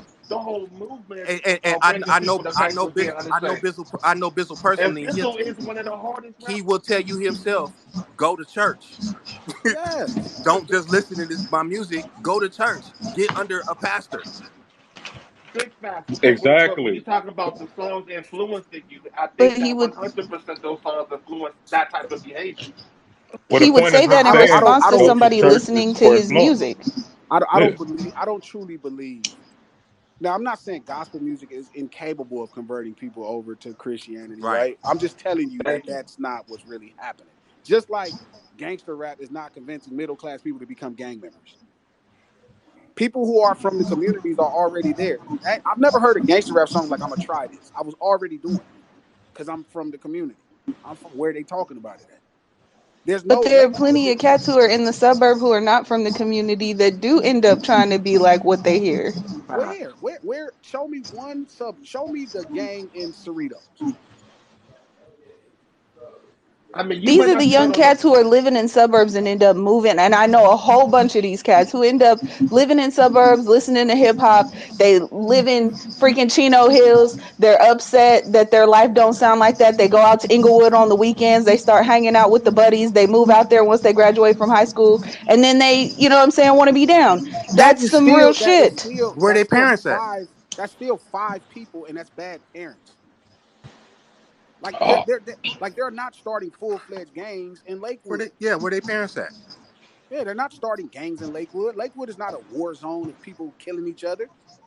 Middle class is the greatest. Middle America is the greatest consumer of hip hop. Yet they're not gangs starting popping up every weekend in places except where ghettos are. Like we got to stop. We got to be real. So Like we're hold, not is the looking at this argument stuff. that music does not influence? Is that the argument that we're making, that music does not influence? That's not what we're saying. What I'm telling you is music is not influencing our people. Our people are the influence. Our lifestyles, what's happening with us is the influence. You can catch it on both ends. Look, you can not listen to gangster rap, still go outside and see And some your local gangster shit neighborhood happening. gangbanger and get influenced, or follow that nigga and down the wrong hole I and mean, wind up I in just jail. don't think like I said. Yes, I've met a couple dudes from Lakewood that came and got put on. It had nothing to do with rap music. They went to school with homies.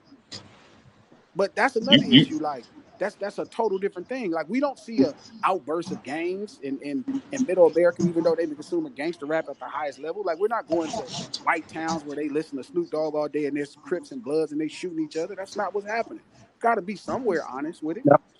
Now, so would it be fair to make a difference between drill and gangster rap? No, it's the same thing. All of it is hip hop. It's not the same thing, though. Yeah, There's a big difference between drill and gangster rap. sure. I mean, the sonic sound that you actually do it over is the difference, but it's What, all the what, same thing. but also the code that these people live by, though. You know, if you listen to some NWA, you're going to get both sides. That'll make you think like maybe I shouldn't do this. You listen to some of these young cats that's coming up, they don't keep it real in their music, so Yeah, but you're they're not not being presenting honest. both When sides. NWA was out, people did not feel that way about them. They didn't be like, hey, you know what? They're giving both sides. They were frowned upon just like drill artists. They were, but it's still both sides, bro. Not people didn't feel like that. I But don't but listen if to drill artists. I don't listen to drill artists and I feel like, hey, I want to go join a folk gang or a GD gang. you also not Listen, 13. even when I was that age, I never thought I wanted to be a Crip because I heard Snoop music. At the best I ever wanted at 13 when I heard Snoop music was a lowrider. But see, you know it's a little process differently that because first of all, you singing the song, you pretending Bro, you stop. them, Just you stop, throwing the G. hood up, Shut you up. want to throw the hood up for real. I got You DJ want Head in front of me right now. I got Chuck Dizzle in front of me right now. They both grew up on West Coast music. Chuck Dizzle. Chuck, you a fucking gang member. Why not? You listen to DJ Quick your whole life. Why would you not choose up? You're influenced by DJ Quick. You from the patch.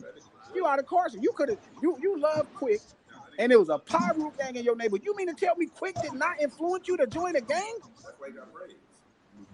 Wait a minute. You knew better? Quick other didn't He said factors, that's influence why man. he him. got braids. Oh, he You got you Hey, braids. you Yeah, he Chuck. do got braids. Quick didn't influence him. You mean to tell me on this Twitter Spaces? I'm telling you right now, Chuck Dizzle grew up listening to DJ Quick. He grew up in a Piru neighborhood, yet he's not a gang member. Oh my God, you mean Quick didn't influence him? Hey, you grew up in Carson, in Delamo, the craziest niggas in the world, in You 190. mean You mean to Chuck tell not me Chuck not all a this one I gangster know? rap music you heard? Wait a minute, you used to no. listen to gangster rap and Mace music. Why you don't wear shiny suits? Where's your You shiny you suit? you making the case that it's not influencing them, that it don't influence nobody. That's not the point. Some people are just dumbasses. And y'all got to Okay, stop making okay. it like this got something to do with music because if it was Satan worshiping, they would be doing that. People be looking to find space. That's it. And they're looking to fit into something. So you making it like this specific thing is converting people is ridiculous. Whatever they listening to is gonna convert them. Anything. So don't be Dr. Cocktoo from fucking what's the fucking movie cuz with Sylvester Stallone and Wesley Snipes? Demolition Man. That's how y'all sound like y'all trying to turn this shit into San Angels. If these problems exist, let these kids talk about it. However they get through this trauma is important for you to let them express it. It's the way we know something is going on. Stop trying to silence. Y'all sound like the people that was trying to silence NWA, the black churches. What are you doing? No, If no, it didn't nobody's saying. exist and they started it, I Hell, get it. Nobody it's said a don't make difference the song. between relaying the message and indicting yourself. Like these young boys is indicting themselves. Then that's they shit to go to jail. Let them go to fucking jail. They need to go to jail for their crimes if they want to tell on themselves. That's how it works. I always say, who are they big homies? They big homies led them wrong. If you getting on camera indicting yourself, your big homies led you astray. Cause that should I don't yeah. listen. I didn't need no older nigga around to tell me not to tell the police what I'm doing. But like it's easy for us to say in 2023 as mature adults. But if we was No, no. children growing up in Glasses, this, glasses, glasses grew up in it, and I would never indict myself. I don't care what Snoop TJ Dogg grew up talk in it about, because too. I did not want to I'm go a to jail. project baby for real, straight out the Yeah. projects. So at that point, you wouldn't have indicted yourself either. Yeah, but like I said, I'm a grown man speaking like this now. If I was 13, 14, 15, I probably would feel the same peer pressure. Go on live with the strap or do the like. It's a like these teenagers is living in a realm that none of us never experienced in our life. Where you can get your ass beat now and 10 million people will see it. Man, you most times you ain't gonna get your ass because you don't actually got to be the nigga you saying you are. That's another difference. When I grew up, you had to be the nigga you said you were because niggas was gonna see you. This world, you don't even got to see these people. So it got its positives and negatives. But at the end of the day, we gotta actually start putting pressure on parents, Yeah, and we cannot be silencing black art. Even if we don't No, like it's not. they It's not. But see, I don't think it's silencing black artists. I think it's like, come on, man. Like we could make anything cool. We already know the power of just black art. Period. We can make anything cool, and that's an easy out for a lot of motherfuckers to fake like they gang banging or that they harder than what they are. Telling stories that we already heard 1,000 million times. We already know all this. We could watch on the Is it news and see still bodies happening, piling Badru? up. Is it still happening? So It's, Badru, let me challenge your thought because I hear what you're saying, bro, and I do. And as a father and as an uncle, I sympathize with what you're saying. But Hey, there's no utopian where that's just gonna I'm be. with Head and them. I got to do this shit. I'm gonna fuck with y'all, man. All right, Let's G, I'll let's do holler a at you. part two. My man. yeah, Yeah. yeah, yeah. Damn, I lost my train of thought. But check it out. Are you of the thought that all music should be positive and there should be no violence in the music? No, I didn't say that. It Okay. sounds like the great divide is that the good guys want to be heard, and that there's not enough uh, representation out there for the diversity. Just like how he was talking about Snoop, like this is diverse, right? It sounds like there are people who don't necessarily participate in some of these things, and it sounds like it's the box. It's marketing. It's all of that. So whose responsibility is it to promote the positive things over the negative things? Are the negative things being over popularized? Jocelyn, I agree with you, but at what point do we hold the consumer liable? Like Baju I is a agree. consumer. Like people are streaming this, they supporting it the most, they going to the concerts the most. So the labels are looking at this data and say, oh, they really I like this. agree. They really like this shooting up bang bang shit. So guess what? We gonna give little MC Idiot $10 million, and we gonna give MC Positive 25,000. We not gonna feed the because ain't nobody checking for his concert. His data ain't looking the same, right? So there But is an that's aspect of not. consumerism that is responsible, bro. At the same time. But But if is you that the go by consumer that, or is it marketing and advertising? I'm sorry, go ahead, Bet. I mean, if you go by that, then you would be rapping like Kendrick or one of the other rappers. The top rappers are not really gangster rappers. G just said that when he was on the call.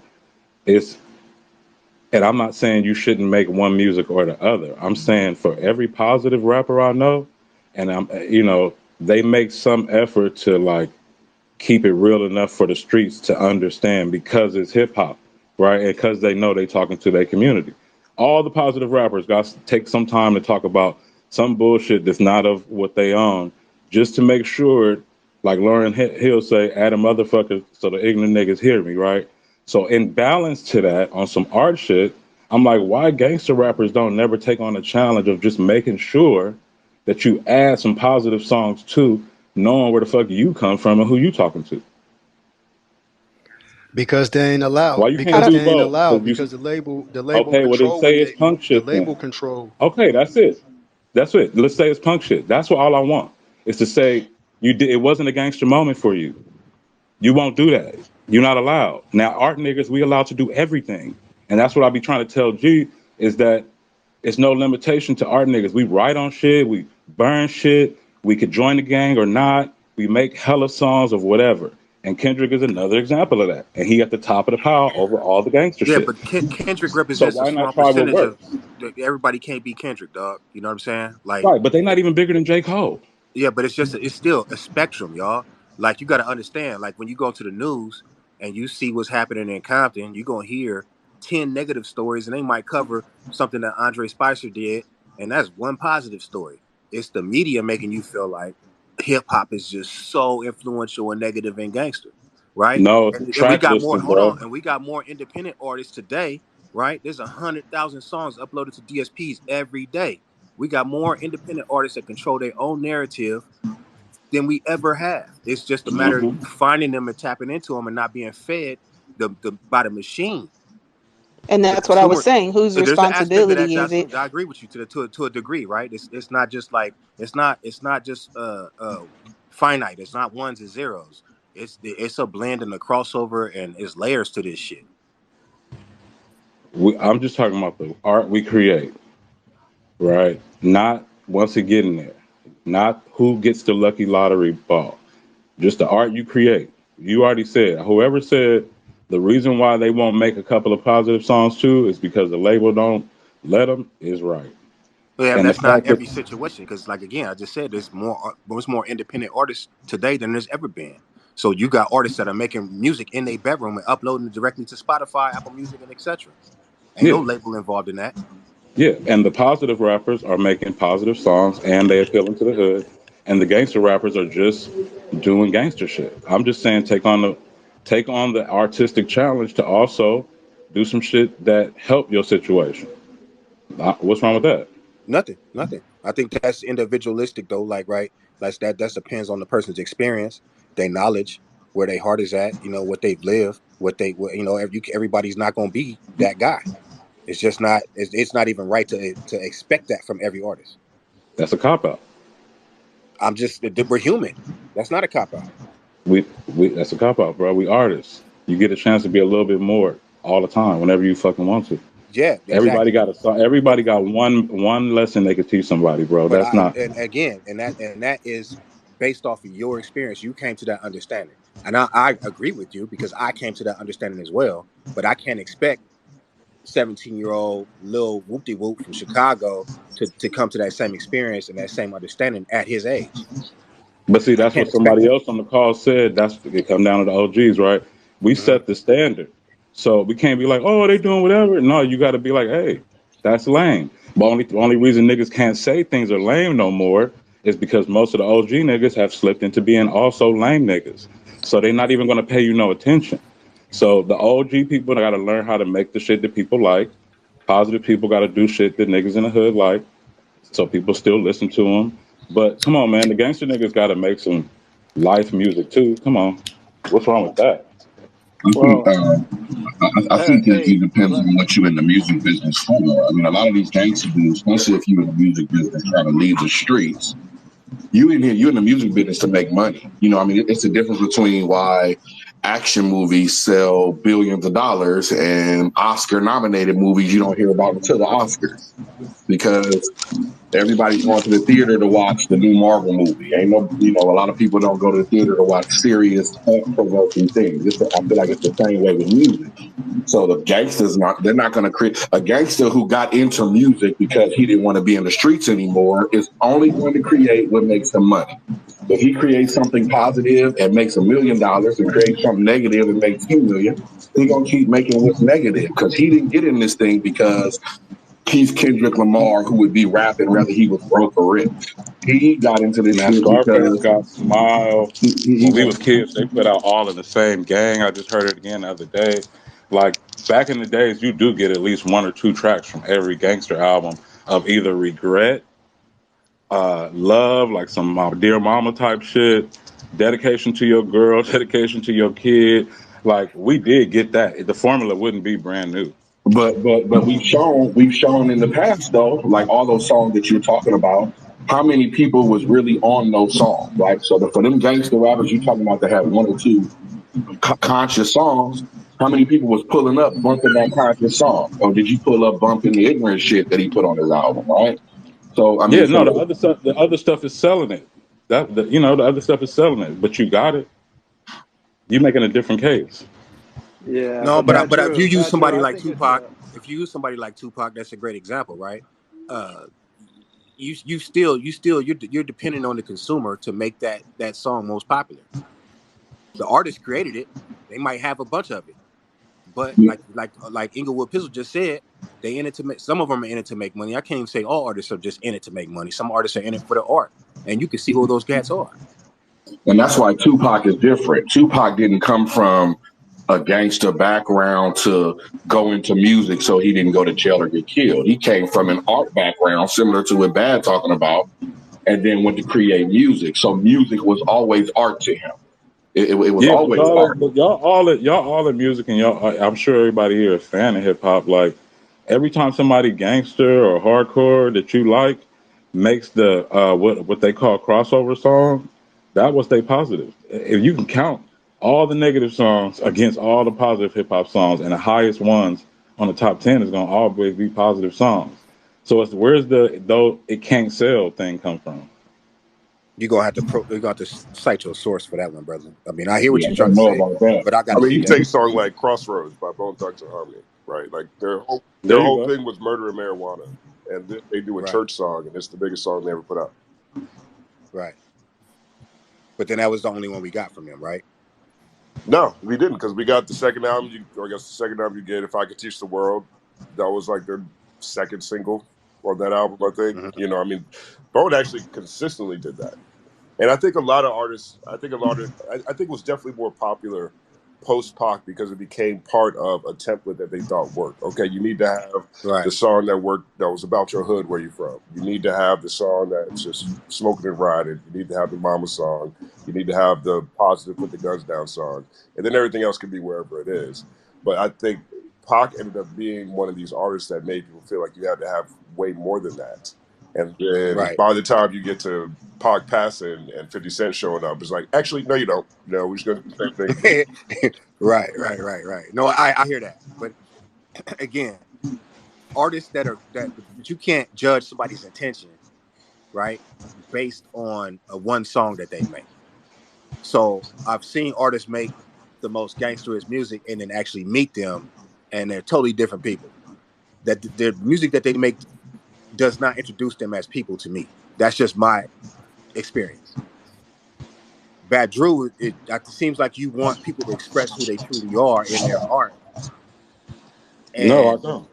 you don't want them to express who they truly are in their No, art. dude, I'm an art dude. I don't give a fuck. You can be lying every song. All I'm All right. saying is I'm about freedom to just art out. But I'm just saying, as a human being, if you make if you got a style of music that you know can be influential on the negative side to your own block or community, you should throw in two or three songs that do the opposite of that, just on GP.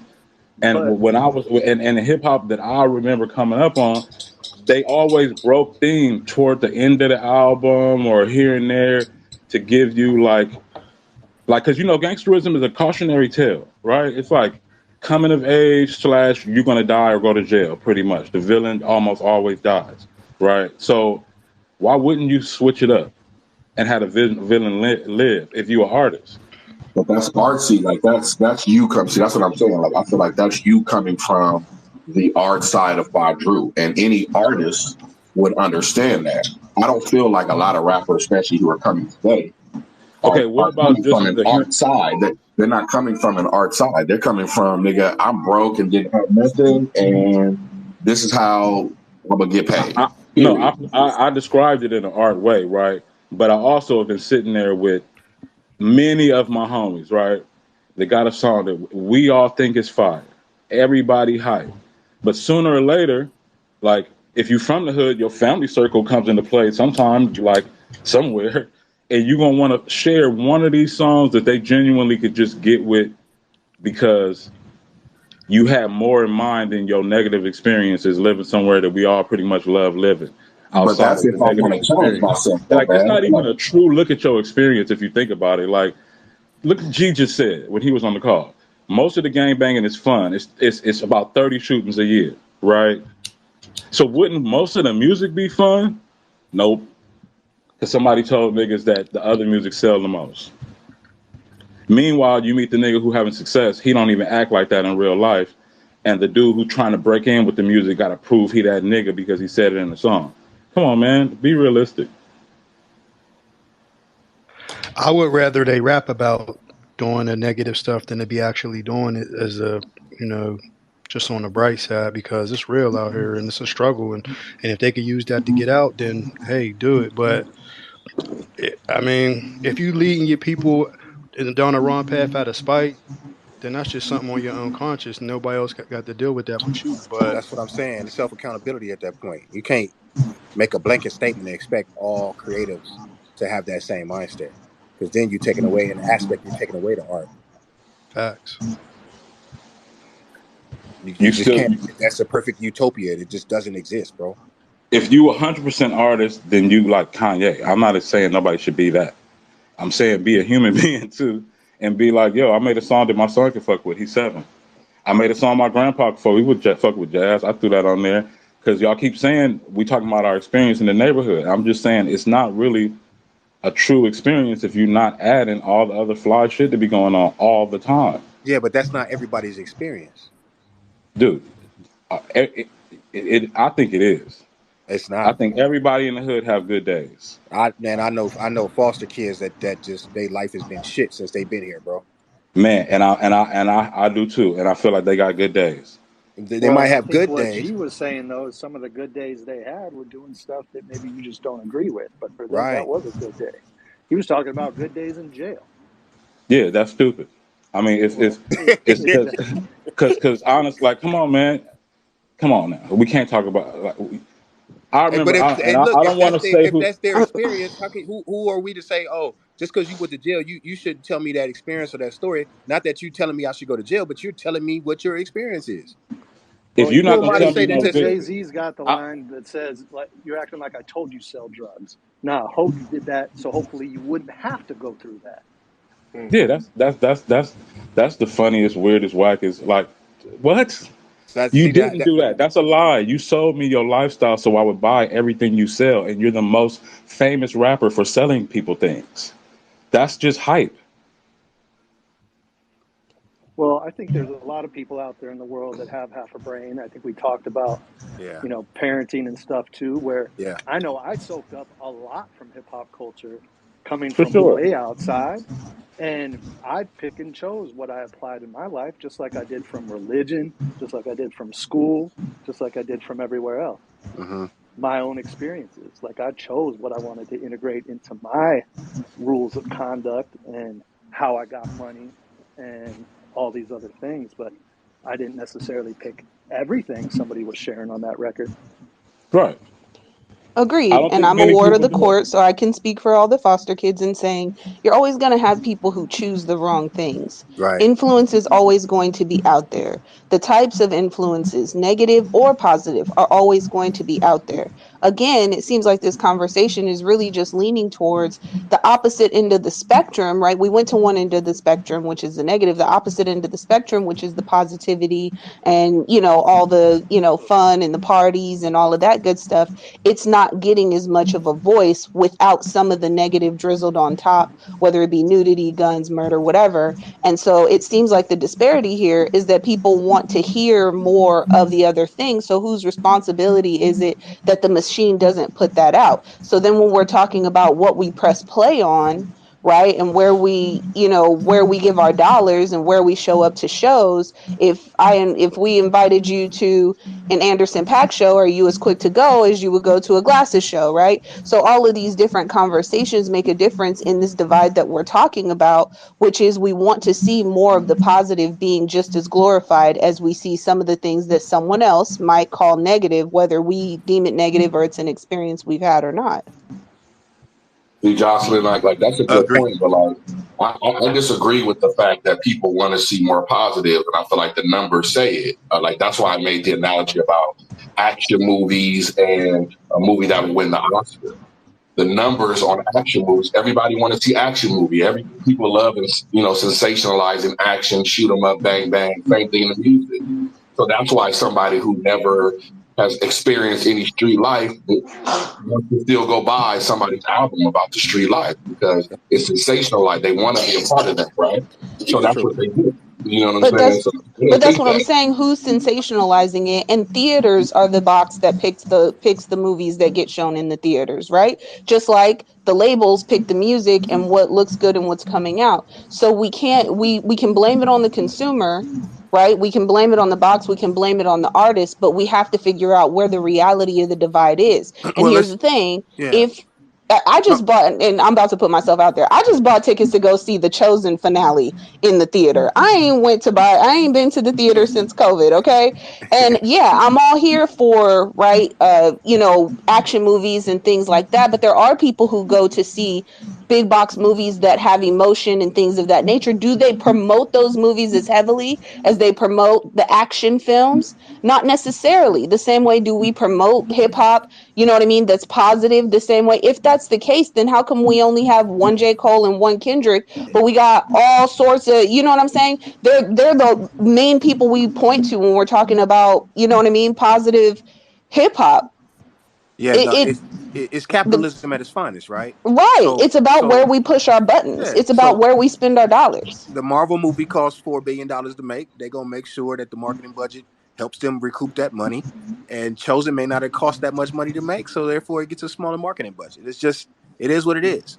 Well, Dizzo has had his hand up forever, man. I don't know who's controlling that, but the brother is the speaker. I don't know if you I would 100% thank you, bro, for giving me that heads up. It's yeah. BTSN Talk Tuesdays. BTSN Talk Tuesdays, Hip Hop's Great Divide. We're gonna go another about a half an hour. I did see your hand up. I was trying to slide in to get you, but I figured at some point you would get in when you fit in. But bro, you can definitely lead off our second part of this conversation. I just basically still wanted to kind of tap in what y'all was saying for us. Can anybody hear me over there? Yeah, I can hear you, bro. Yeah, I get you. Okay, all right. Okay. For all right, cool. Good evening, everybody. What's that in the company, man? Love you, bro. And about far as what they put in the music. So as I'm looking at the actual young dudes who like kind of relevant now, the little babies, the G Herbals and all them. I'm not gonna lie, they kind of do put some type of little positive stuff in their stuff. It's not as prevalent as it used to be back in the day, but I ain't gonna lie. The Kodaks and all of them, they'll give you a song. It just kind of sounds similar to what their street stuff sound like because like nowadays, like a rapper give you a depressing song and it sound up tempo. Like I don't. It's kind of tricky with nowadays, but I mean it's out there. I don't think everybody just straight talk about popping pills and all that. Definitely on their girl tip and all that kind of stuff. But that's just my opinion. That's real. Yeah, I'm with you on that, man. I think like if you do listen to like and I also think the way that people are telling their stories has evolved too, so it's not necessarily as pronounced in the structure of a track. Like a lot of these songs are written like Instagram captions, like TikTok captions. Like it's like Definitely. it's like a it's a Snapchat bar, right? And so it's not the same full structure of today was a good day. It was not like A to B to C to D. It's like dot, right? And so you will get the remorseful moments in these tracks. You will get the pain of broken homes and one liners that look like Instagram captions. It just doesn't resonate to me the same way because the structure of how people are putting together songs has changed so much. Like most of these songs, I don't really know what they're about as much as I remember certain energy coming from them. Right? It's just like thought. It's like a mix of like a cipher rhyme and then like a narrative bar at the same time. It's like, okay, here's a Mm-hmm. thought about my life that's something that's happening, and then I'm going to jump to this other one real far over here. So I think Mm-hmm. that is really the biggest divide Facts. I see. I see them still doing it.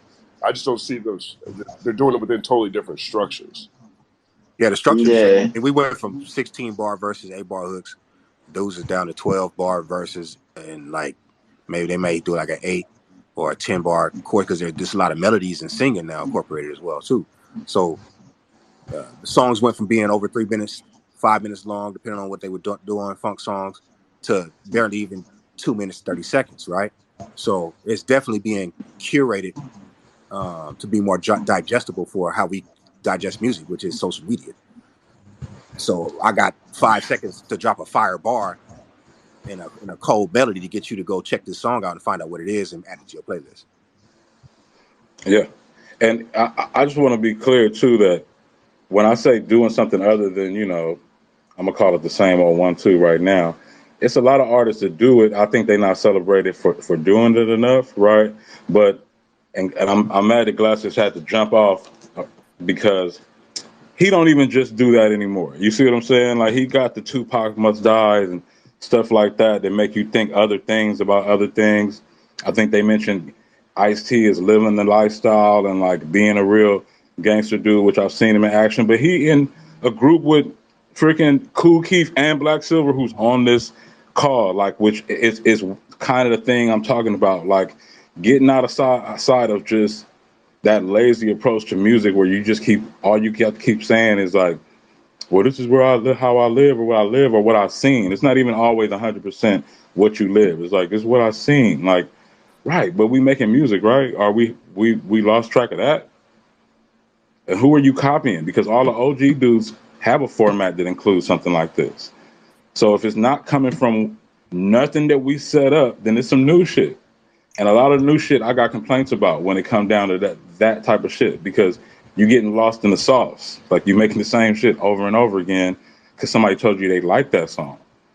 So, and Yeah, I do want to acknowledge that certain people on this call did say that, like, I know Lil Baby and others got songs, Dirk, that do what I'm talking about. I don't want to act like it don't happen. You know what I mean? But I'm saying we got to continue to put the pressure on artists on rappers to remember that they artists and they not really so much. If you're a street nigga, then you're a street nigga, and we're not talking about you if that's your primary function. But if you are here selling us records, come on, man, you gotta add some other shit. you know, another thing that I think that we kind of like us as older hip hop fans not realizing, but the youngsters they kind of wit is that they will give themselves time to grow. When back in the day, if you was 18, 19 coming in the game, you had to be ready. Like Yeah. nowadays, these people they will grow with their music, and I'm not gonna lie, especially like a guy like 21 Savage. As each project he has dropped, he has literally gotten better. Like a lot of these people, they able to get record deals, I guess, because they swag or maybe they hustled it, so they was able to put up the money for it. A lot of them wasn't really ready. So we really watching people because of the technology come up before our eyes before their skills are 100% home. By the time most of these rappers 30, 35, they probably will be what you're saying, but I ain't really got time to be waiting for them either. But that's what where the youngsters going at, and it's like we gotta rock with it or listen to other artists who are below the radar who are just as good. Like I love other rappers, but the mainstream guys, I still got hope for them. But I guess I catch them like 4 or 5 years when they catch up to my level. I hear When did you. this Or you divide? could just be like Snoop and go do a whole reggae album. Yeah, I mean, and Snoop did that because what was he saying? He was saying this on all his press tours around that time. He said, "If I ever, Obama got elected, I realized I didn't have anything to play at the White House, so I needed to make some music that I could play at the White House. So now I'm going to do some reggae." You know what I mean? I mean, it was straight up sign of maturation.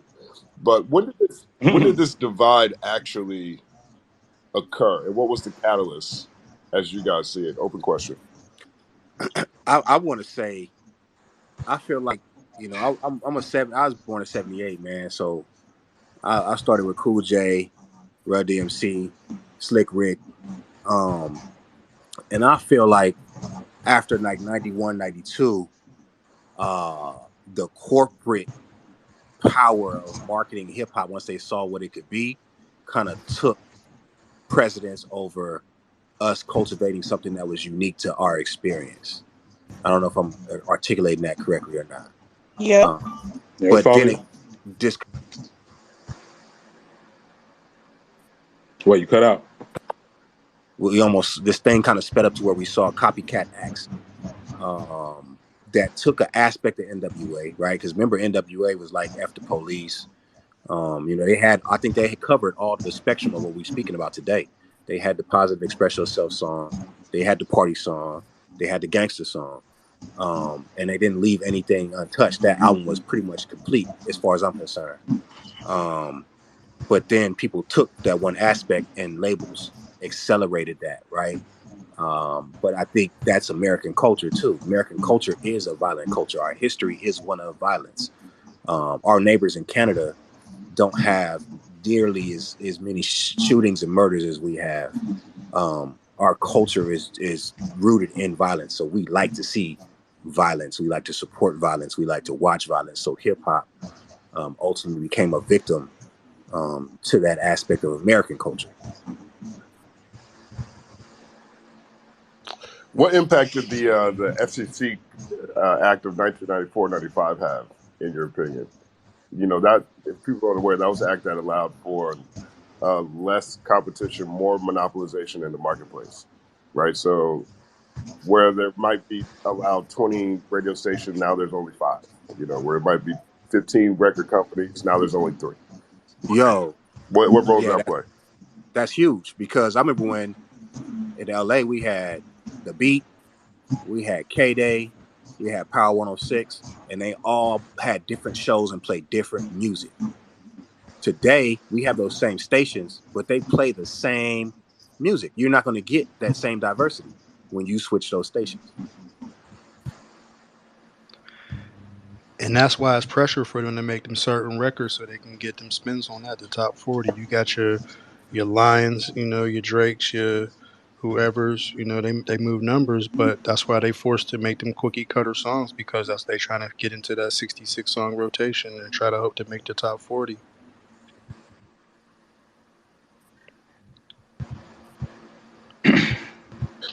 I know to this day and age, there's a lot of success outside of radio play. True, true, very true. But the streaming numbers is like it's sad. I mean, even though they independent, they got like so many spins to get a dollar. You know what I mean?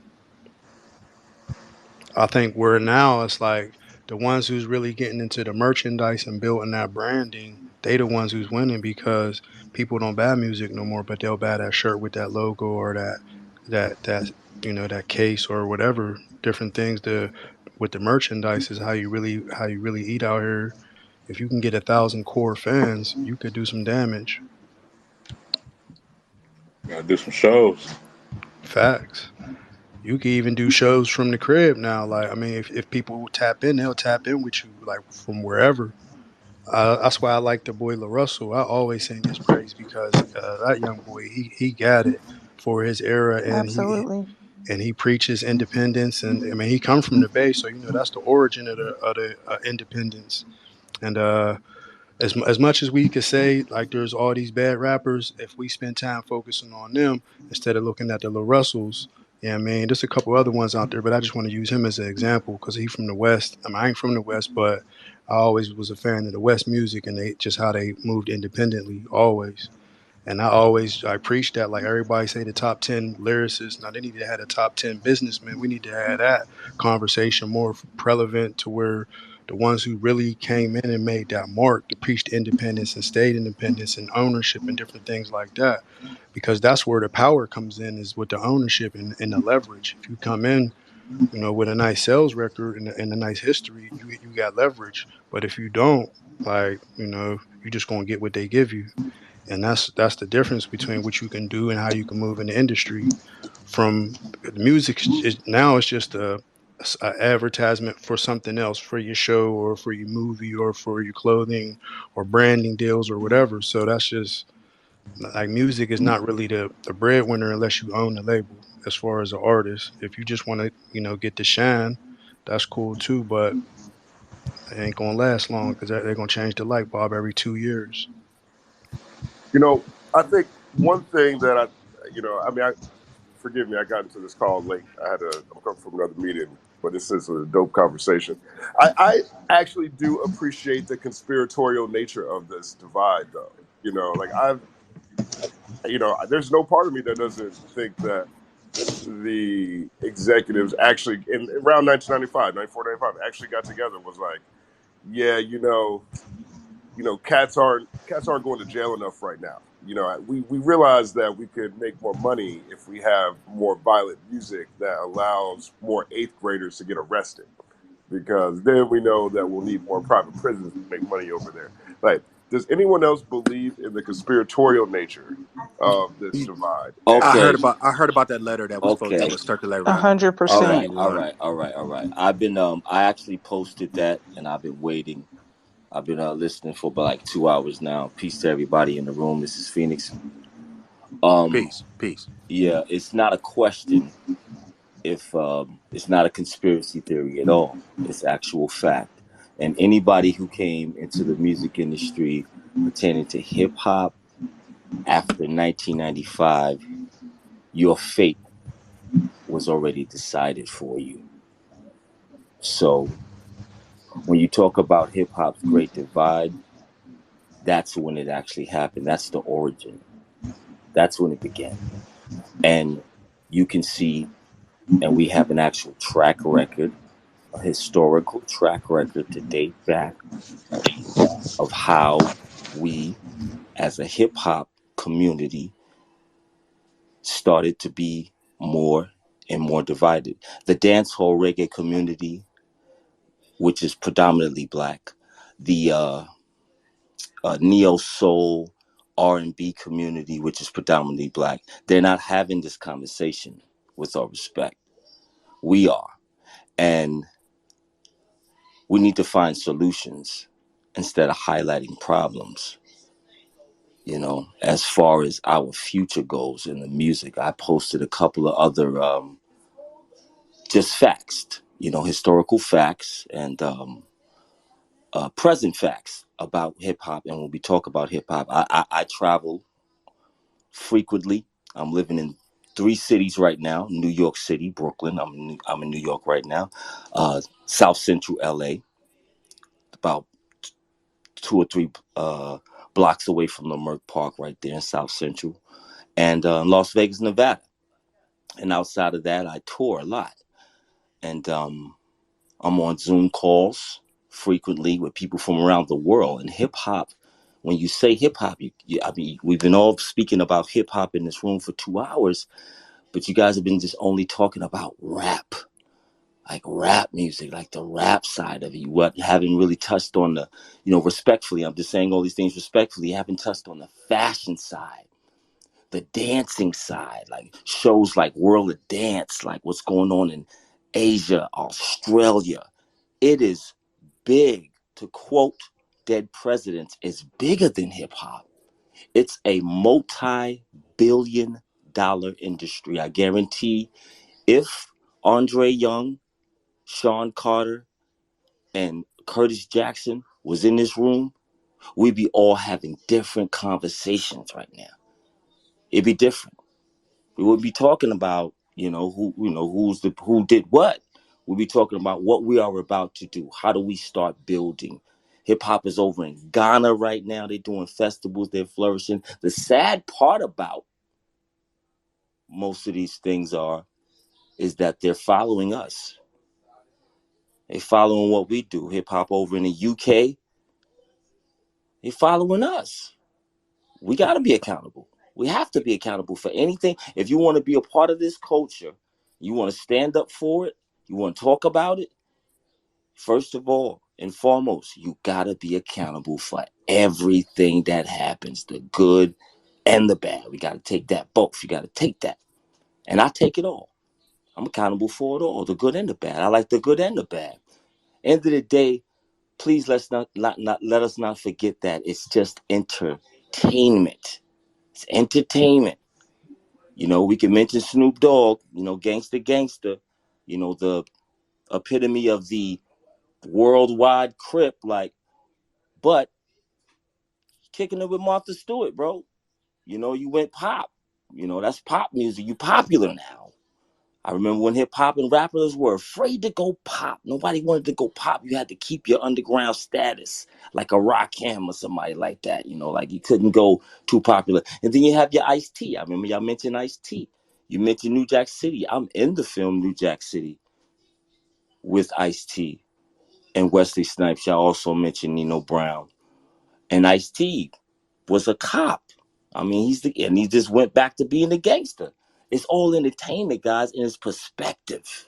It's perspective, but don't forget that it's entertainment. Just like we watch a Terminator movie or Tom Cruise running around on the screen shooting people up and doing all these fantastical things. That's what rappers do. I'm a rapper too. I rap. I got gold and platinum plaques over in Japan, Russia, Germany, but it's all entertainment. I never killed nobody, but I say that in the song. I murked this rapper. I did that to this rapper. So we can't have, I mean, it's past that. It's bigger than that. It's how do we build from here onto the future with automation and all this new technology? Because there's people making hit songs right now from their phone. That's facts, and I dig that aspect of the dance part too, because one of my biggest albums was a pop lock record that went crazy in Japan, and they respect the music on a different level, man, and in different countries, whether it be.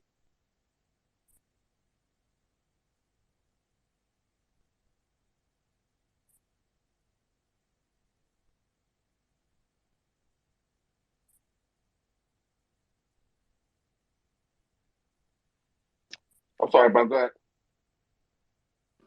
It's conspiracy, B. Hey, you know what? I wanted to ask Phoenix since he just said that. People around the world, are they being influenced by the hip hop of today or just the hip hop culture in general, which could be back in the 90s, back in the 80s? What version of hip hop is the world being influenced by The right now? world is still being influenced by what we would call that golden age of hip hop. You know, that hip hop that started from actually in the 70s, from the 70s to um, the 90s, late 90s, early 2000.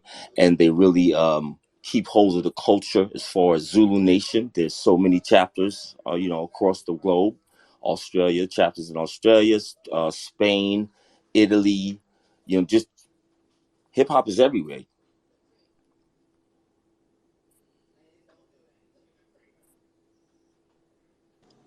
Yeah, I think it's when I think about, well, one, I mean, it's weird how rap and hip hop, not weird, but I think it's expected. I think a lot of people understand how the term hip hop and rap have become synonymous, and I think that hip hop is still a very localized experience for Americans.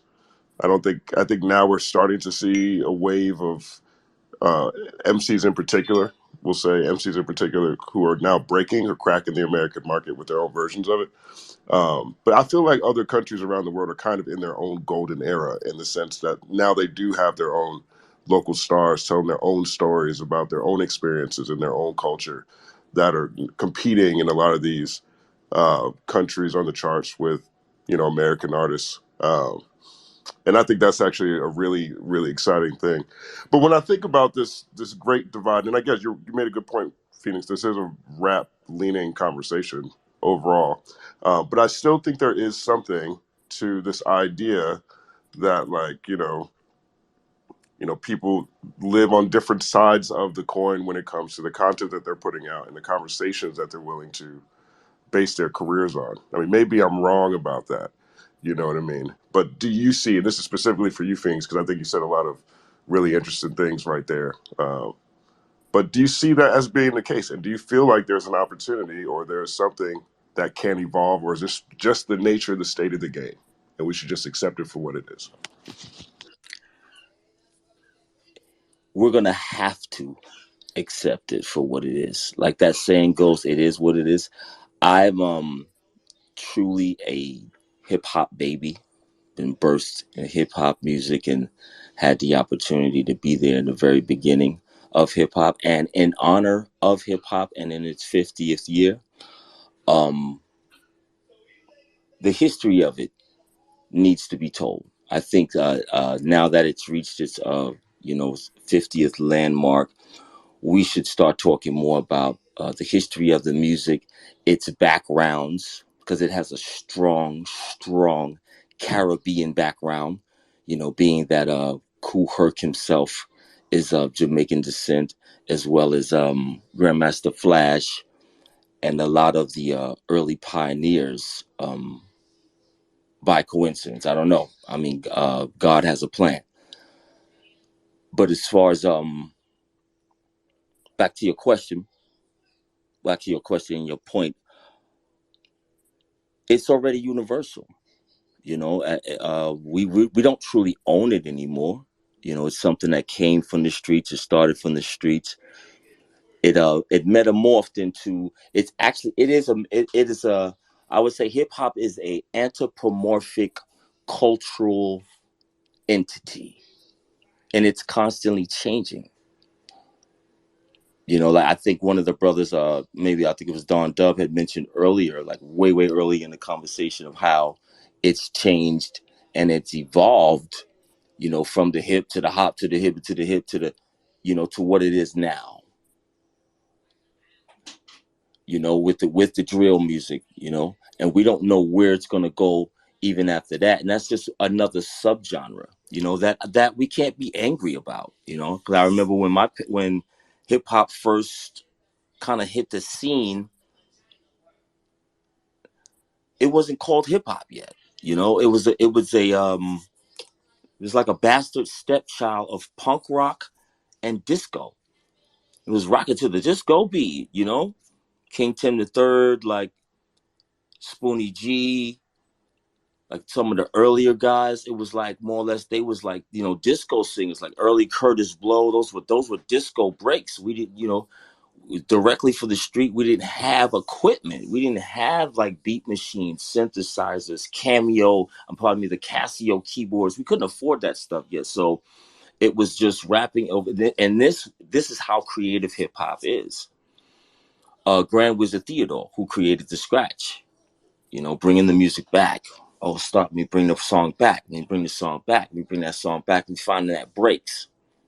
This is where the word and the term breakers, B-boys and B-girls, came from, because we would dance on the break beat. We was finding the breaks. These are the breaks. Break it up, break it up. It was codes. It was street codes. It was street talk. It was from the streets, birth from the street. And then it became corporate, guys. Like, it became corporate with Rapper's Delight. If you guys don't know, like that whole story of Rapper's Delight and how that song itself was taken from Grandmaster Caz and given to Big Bank Hank, who Big Bank Hank was actually kind of like the acting manager of the Cold Crush at the time. But by the time but the label, when he gave the song to the label, they had a different idea, and they gave it to two other guys who was saying his lyrics. When I'm the CASN, the CER, and the he's actually singing that man's name. He's spelling out Casanova, and that's short for Grandmaster Caz. So, but then you have your whole your James Brown saga, your Little Richie saga, your Stevie Wonder saga. So the music industry itself as a whole, now that hasn't changed for us as blacks and African Americans. So we can sing this song forever, but what I can say about, again, back to hip hop, we did something that was, of course we created rock. We know that story, rock and pop, and we can have that debate too, but hip hop is something that was definitely ours. It was African American. It came from America. It was African American urban culture from the grind.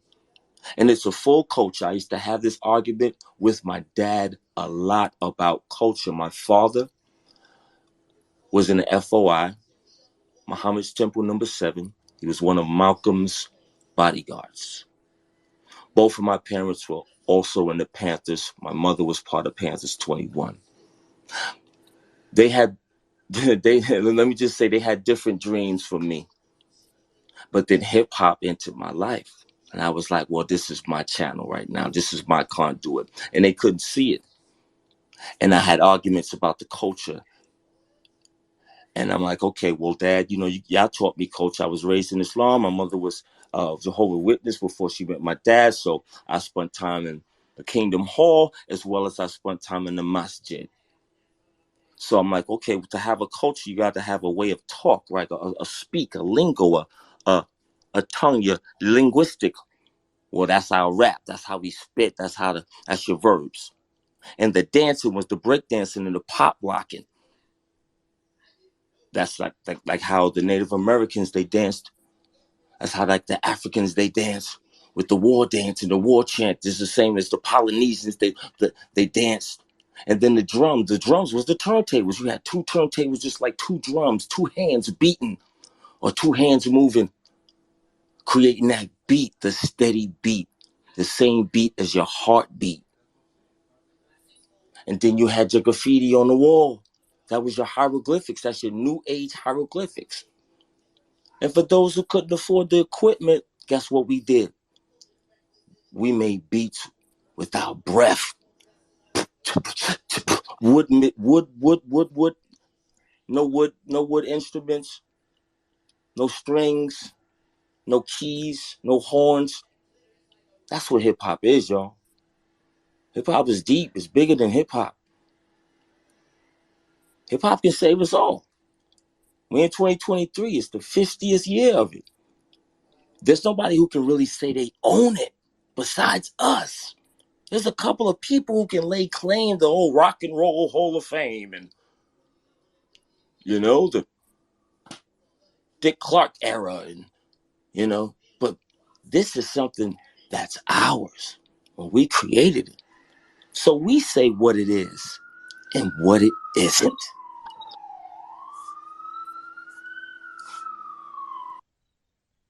It's all happening, Phoenix. It's all happening. Well said, man. Appreciate that. For people who just get into the room, hip hop's Great Divide. Also celebrating hip hop's 50th year, 50th birthday.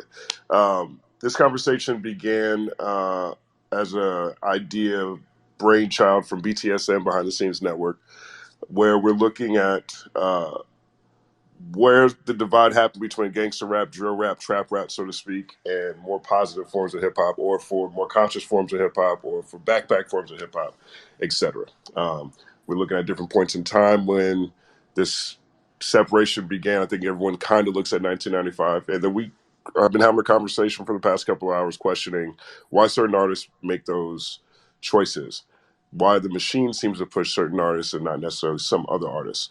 So if you have any thoughts on this topic, feel free to raise your hand. We will call on you and let you share your piece. Big shout out to my man, Hip Hop Hero. Welcome to the stage, my brother. Happy New Year to you. Happy New Year, Jay. Peace to the room. Appreciate you having Word me. up, man. Big shout out to my brother, Satire. Welcome to the stage. Satire, one of the illest. Big shout out to my man, Lupe Fiasco, in the audience. Teaching, is it rap and theory practice at MIT? Helping forwarding the culture and the mission and explaining to people the art and the craft that's behind this culture that we love so much. I want to ask you, Hero. So again, we're talking about this hip hop divide. I feel like you don't necessarily look at there being that big of a divide between gangster rap or drill rap, trap rap, and backpack rap, conscious rap. Who are you asking, Jay? You cut out for I'm me. asking you. I'm asking you, Hero. Can you hear me? Hero.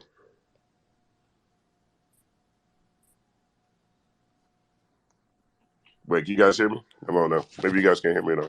Oh yeah, I can hear you, bro. You good? I can hear you. Okay. Yeah, He I can might hear have you. to. He might have to clog out. He might have to log back in. He might have got logged. Okay. Yeah, I'll bring it back up. Hold on.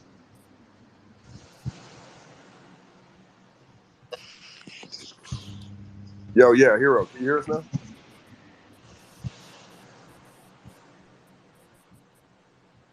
Maybe it's okay. Yo, Hero, can you hear us now? I can now. Okay. What's your thoughts on the topic? I feel like you tend to challenge conventional thought in a way that I really appreciate. Do you even see there actually being a divide in this in the current state of hip hop affairs? Well, what exactly do we mean by divide, if I may? Yeah, I mean that there is gap in the type of music that it becomes most popular between gangster rap, drill rap, or trap rap, or conscious rap, or non-violent rap, however we're looking at it. And if there's a gap not only in their reach, but also a gap in between, uh, audience fan bases, or even the community of artists that create different types of sounds. Okay. Okay. That's a really nuanced question. Well, for one, I think someone mentioned the phrase subgenre earlier, and I'm so thankful that that happened because I always wanted to point out when it comes to the evolution of hip hop, it's splintering and well, I don't want to say splintering. It's a tree with many branches, and it can evolve into multiple subgenres and microgenres while maintaining the truth of what it's always been since the roots. So it's a case of everything being true at once. The traditional hip hop, the traditional 4 or 5 elements have always been and will always be. But we still have emo rap, punk rap, industrial rap, psychedelic rap, hip, all these different things branching off, trap, drill. And when it comes to drill in particular, if I can speak on drill in particular, I was just considering that drill music might just be the point in history where street culture refines hip hop in its most like literal sense, because hip hop started off, to my understanding, as a way for people that come from a disenfranchised, marginalized community to avoid the streets, for street culture to come together and avoid the circumstances and use hip hop as a positive outlet, whether or not it's the parties, whether or not it's creating records and telling your story. But you're going to have different realities for different people. So if you're coming up in Chicago, and you're surrounded by what we hear kids being surrounded by, that's their reality rap. It's no different than what Ice Cube said when they called him gangster in the 80s. It's like, this is just our reality. We called it reality rap. That's what G-Rap called it, was reality rap. And then it became all these different things. But it's just everybody telling their reality. So on one level, yes, there is a divide, if I can land here. On one level, there's subgenres, and we can look at them and appreciate them, critique them, or study them as separate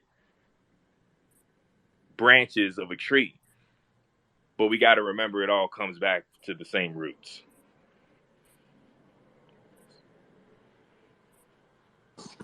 Word up, word up. I respect that. Yeah. Does anyone have anyone want to elaborate or respond to Hero? I see even Wavy Crockett, he has his hands up.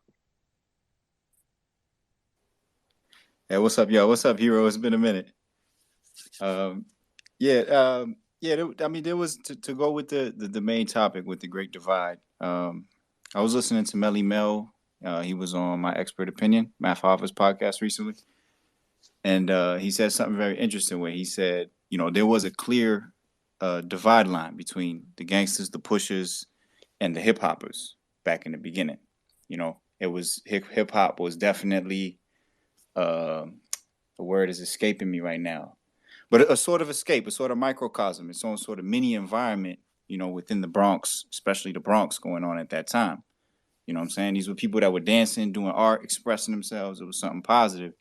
And he would say that even at the parties, the gangsters weren't really, with that. He would say, Melly Mel, he said this on the podcast, like the gangsters would just come around every now and then. And he said one time some dude put a gun to his back and said, hey, shout us out at the party. You know what I mean? But that was about as much as evolved as the gangsters got in hip hop. At a certain point, I don't know. I wasn't here to hear you guys when you guys were pinning around the dates. I pinned it probably sometime between like 92 and 94, and then it's already in full swing by like 95 or whatever. Gangsters kind of get, and you even hear a lot of cats talk about people that came up in that era in the early 90s when, back in the day, it was like the gangsters on the block, like, you trying to rap? Like, you a rapper? You know what I'm saying? That was something like you kind of dismiss somebody, like, you can't, you're not gangster, you can't be around us, you a rapper. But then something changed. I don't know who's exactly responsible for that, but at a certain point, gangster rap comes around, and I appreciate that because I'm born in '91. So by the time I'm really conscious, gangster rap is in full swing. So that's what I grew up really listening is my main vein. I do a little research, here and then. I hear, you always hear stuff trickle from the past, and I get an idea of what hip hop was in the past. But in truth, I never really got to live that positive hip hop era, that pro black era. That was already gone by the time I was, of consciousness. That's not really like what it felt like outside. So, so something kind of, I still appreciated that even though the gangster era was around, some of the best artists still tried to keep the art of rhyming alive. You know what I'm saying? Some of the most clever raps, even if they weren't the most positive raps, it was something that was like challenging to your brain, or just, sometimes Jay would say some shit, even if it's about hustling, it's just like crazy wordplay, is just ill. But definitely, I'm personally, I'm somebody who says music goes hand in hand with culture. And because us as a people, as an overall, is trying to improve, I'm one of them people that believes music is really important with that. I think the quality, the lyrics in terms of, what's going out to the kids is very, very, very important. I do believe in that, just basic psychology. You repeat what you hear all the time. So I do think it has to take a change, and that's that. I'll land right there. Hero, what you got? Appreciate you, man. I was only going to address one particular thing you said about gangster rap having like a particular era, and then like the pro black movement having a particular era, and then like earlier on, and like say maybe, Melly Mel's day, there being a distinction between like where gang street culture came around with hip hop. I just want to make sure we're being careful, because like, again, it's one of those cases of multiple things being true at once. Street culture was there before hip hop, and it was the conditions that people grew up in that brought that initiated the Bambatas and the Hercs and etc. to be like, let's push a movement so that these kids, this generation, has an outlet outside of the streets. So people were literally leaving gangs to be b-boys in the beginning. So we can't say that gangsters or street culture was never around hip hop at those parties. That's not what you said. You said. Millie Mel alluded to that. Well, that's not what Coke LaRock said at the DJ Kool Herc parties. He said they had everybody at the parties. No, they were there. I'm not saying they weren't there. They were there for, the women and, showing up, but they didn't see themselves as immersed as it. You know what I'm saying? You know what I mean? No, I ain't gonna hold you. I don't know what you're saying. So I'm not gonna debate whether or not how they saw themselves, because I'm not them. I'm just wanted to make sure we're being clear about who was at the parties and all that kind of stuff. According to the OGs, everything was true at once. Well, everything was at the party, but there's a difference between like a gangster party where the gangsters threw their own parties and these parties that were evolving. And I think I love the mention of when the gangster stuff became prevalent, because you got to remember, if we aligning it right, yeah, people were trying to get away from gangs by going to parties. At these parties, there were no rappers yet. They were DJ parties. That's why we're naming all DJ pioneers, right? So people Right. were going to dance with girls. The gang culture was guy, guy, guy, guy, guy. They want to get away. They're dancing with girls. They stealing electricity to party and abandoned buildings. The gangsters are sprinkled in, but this is not their scene. And we a culture of all scenes. So it's a new evolving scene. It's not the gangster scene. So yeah, they're there. Their little cousins are there. and they're there also in different than where they are at the gang. So some gangsters is kind of dressing a little bit more hip hop. I remember to this day joking with some of my most gangster homies, who some of them are back in jail and never getting out again now. But I'm like, dude, you had taper dickies on back in the day, and I remember specifically, and a flat top, but he was in the gang too. So the intention around songwriting is a later thing, right? And New York brought street elements to it, but the West Coast brought gang banging elements. And that's when I remember first hearing like NWA and like DJ Quick. I'm like, whoa, they going way too far, too real. They was calling it reality rap. It was before they even calling it gangster rap. It was like, dude, this is local rap. You know what I mean? I remember even being called that at the time. So with that, I'm just saying that, and I've been saying the same thing on the call, which is just I would like to see them hold a little bit more responsibility for just adding a song or two. But the intention came way after the intention to get away from gangs. That's totally different eras. No, that's facts. Somebody posted a cover of a magazine in '95, the year that Justice talking about. Scarface, MCA, Spice One, on title "Defending Reality Rap." So Hmm. I think we have our timeline correct with the evolution. And Badru, I agree with you. The gang conversation or the terminology being used in music didn't really happen until West Coast music started to make its claim in hip hop. 90, I think DJ Quick was dropping tapes. I'm from Compton. He had tapes circulating in 89, 90, 91, I think. Man, And he was gang banging on those tapes, which is what made them popular because nobody else it was really sounded into like it. it was illegal, right? Like, Yeah, dude, he yeah, said the tree. He said the yeah. tree. You can't He say was no like gang banging it. name. Yeah, Yeah. yeah, for sure. It seemed like it was too far for us even at that time. Like, so calling people strawberries and talking about the Batarang. Like, that's all Yeah, West Coast gang bang lifestyle stuff. You know what I mean? I've got a quick thing to and say. now, So basically, see, this is my version on what's happened in the music industry so far. It's this trap music. It says trap. It's trapment. So like the kids nowadays that we're trying to save, it's like the society above us has entrapped them into the new music to sacrifice to basically try to do the new world order, to find out all the big players. Because if the sacrifice that we can do things as a society, but the trapment of this trap music and stabbing and repetitive words, it comes from the hierarchy of life. It comes from like they want to capture the higher ranked people who are moving drugs, who are moving guns, who are doing that. Because I remember one day when they said the door was open, and it was Giggs, and he was standing there with his hands open, and he was saying, "Oh, the door's open for the music industry," and a lot of like ethnic people and people of different backgrounds started to be able to come into the music industry. And what happened is it opened the door to the bigger players of the world, which needed to be eradicated as the world is what we're going through right now, like the wars, the changing of everything. It's literally like they've sacrificed our children to find the bigger players to get the new kind of music. Because to me, I listen to the trap and I'm like, what? These people are talking about stab, stab, kill, kill, kill, this, that, the smoking, the what they smoke, the drugs they smoke, the certain strains of weed that influences to them type of our children of today. So I just wanted to just quickly say something about the music industry, because we are our reality and we can produce whatever music we want to because it's freedom of speech. But at the minute, the music that's coming out and being pumped into our children is literally, you can't even understand it.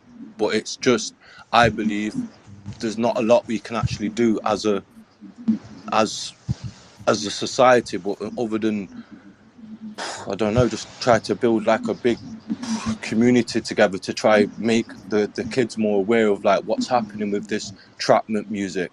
And that's where it's coming, like the love of hip hop and the love of music.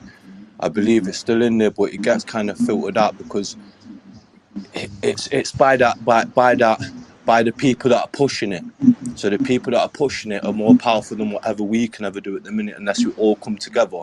But we can't all come together because of how the world works it. So I just wanted to say that.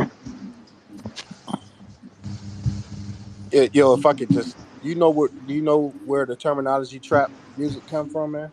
Oh my Sound like you God. from the UK. No, I don't really know where it's coming from. I kind of just try to find my own direction, like Yeah, without facts, like try to just feel Yeah.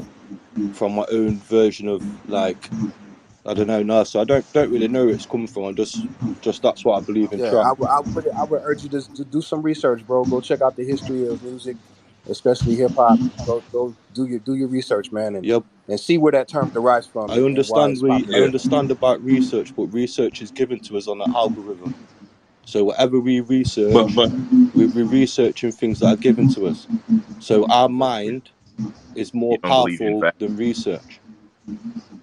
but you know what? Don't Google. I don't think that's what he's saying for you. Don't Google. You're right. What you want to do is you want to, because when you speak on a culture, you got to understand. First of all, hip hop, we represent the sector of the world that's the masters and controllers of language. We shift the meanings of words as we feel. Cool is a temperature, and then we get it, and it's a vibe. So when the evolution of words within hip hop is our own pat on our shoulders. It's something we do well, and it's something we can't just keep giving the credit to like outside power for that. There's a trail to figure out what trap means, and it's a very witty build of language through a sector of hip hop that if you understand how hip hop evolved, then you know when the country when the country sector makes a name, you know when the New York sector the East Coast sector makes a name, you know when the West Coast sector makes a name. It's a part of their lifestyle. It's a part of evolution of what's going on daily there. So some of that, Isn't like I understand what you're it? saying, but we can't make this shit Isn't up. Some of isn't it you got to study. isn't language a second I'm from chance Chicago, to be able to and deceive and not isn't don't we run from energies and vibes and feelings, and don't we run from an AC current? We run from a sin wave, and as a human being, we're on the positive and we're on the lows. We're on the we catch the negatives and we catch the positives. So without any language, there was one day when there wasn't no language. And how did we all connect then? It would be to do with melodies. It would be the melodies. It wouldn't be what the voices and what you hear on the second language. So I kind of believe in the AC current alternating in the human body with 50 hertz. So our 50 hertz signal to element to get a signal across, you have to master the signal to actually get into the brain of our children. Rob, Right, bro. But I could just tell because you on Twitter that you a baby in that. It takes a lifetime to master understanding really what you're did saying. you say I was a Like it's baby? you can quote that, but that ability to hone it would take you longer than 20, 30 years. I'm sure that's new knowledge, math for you. All I'm telling you is listen to other rap songs and the history of hip hop, Yeah, but and it'll tell you where some of the words come from. Because trap doesn't come from entrapment. That's what people are trying to tell you on a call on this space. It doesn't come from entrapment. It's not a government lent term that we picked up from a lab and started saying to one another. It evolved. So just give us some credit for the stuff, and you're part of it, I assume. So give us credit for our I power. was actually waiting for some. Don't give all our I was mistakes waiting out for like that. somebody to chime in, but it's really simple. Like remember Young Jeezy? Like I'm from trapping. Yeah, Chicago, trapping means and like hustling, and it started drill. like Right. South and We always Midwest. It's called trapping. we always talk. Rap always concerned the community. From the days when them guys was hip hop to the hip. You know what I'm saying? Like when the Cold Crush came out, they was talking about their neighborhood and what was going on, and they was talking about the drugs and all that back then. I mean, these young cats is drill, but I mean that's the environment they in, man. That's all they know. Them guys fighting each other every day on the next block. Them guys shooting and Exactly. killing the guys on the next block, and they rapping about it. They putting this in songs. It's not to influence nobody. They just letting people know how they live. Exactly. That's still the craziest thing to me, man. I mean, like they will literally write bars against they ops on the next block. Like the localized beef thing is not something I just imagine would get this small in hip hop ever. I mean, it's just happening in every region. Yeah, It man, took it we to another lost so level for many. sure. They Mind if I lost ask so many something? rappers in Chicago, man, with the drill music. I mean, look, FBG Duck got killed in the broad daylight. Shopping for his son some stuff for his birthday. I mean, they got these guys on camera, man, running down there, because his location got posted. But that's how. Well, I mean, that's like I said, that's all them guys know. That's all they know. I grew up in Nick, the NWA area. I mean, I era. I started listening to rap before that, but NWA changed the game because they was talking about shit we was really living. We was getting harassed by the police. We was getting beat up. Rodney King got beat up. so shit. So you they mind if when they I was do you mind if came I out with chime fuck the in real quick? police and all the stuff, that was just. I mean, we really didn't. When rap came out, we didn't know how far it was gonna go and what we could and couldn't say. You know what I'm saying? When it came out, it was a party music. It was you know what I'm saying? And then after that, man, shit, when them guys started incorporating real life into rap, shit, that's when people start seeing another side of what was really going on. And then they really started paying attention to stuff after them songs started coming out. Now, I don't support the drill music. I don't pay no attention to it. I know I'm in Chicago, so I hear about it, I see it, I see the videos, I hear the songs. I know these guys, I wouldn't suggest they do it, but them guys, they out there, they just doing what they want to do. BTSN Talk Tuesdays, Hip Hop's Great Divide, Hip Hop's Great Divide. If we have not already, go ahead and log on and btsn.pass and follow us on Twitter so that you can be up to date on some of the newest and hottest topics trending in hip hop right now in the world, actually. BTSN Talk Tuesday. We're live, and if you have not already, go ahead and jump on the BTSN.watch. You will be already adopted. There's some really dope stuff that we got coming on BTSN.watch. We're going to continue the conversation for a little bit longer. We got some hands that came up. We got some new speakers that came to the stage. We're going to start off with the homie Dirty Mountain Chief. No, thank you for having me. Nah, I've been a subscriber with rap music for like what 12 plus years. I'm 24 now, and I've always looked up to the greats. And I would say the era where I first came in with rap music was around when Weezy was coming in, and he was doing his thing with Young Money and everything like that. And I was looking deeper into the game of how broad the music is, and it was at that time I wasn't morally kind of correct. I just saw bars and then the flows and the message and everything like that, and it was evident to see how powerful this thing of ours was. And I say ours because I definitely, even though I'm across the pond over in London, I still see us. I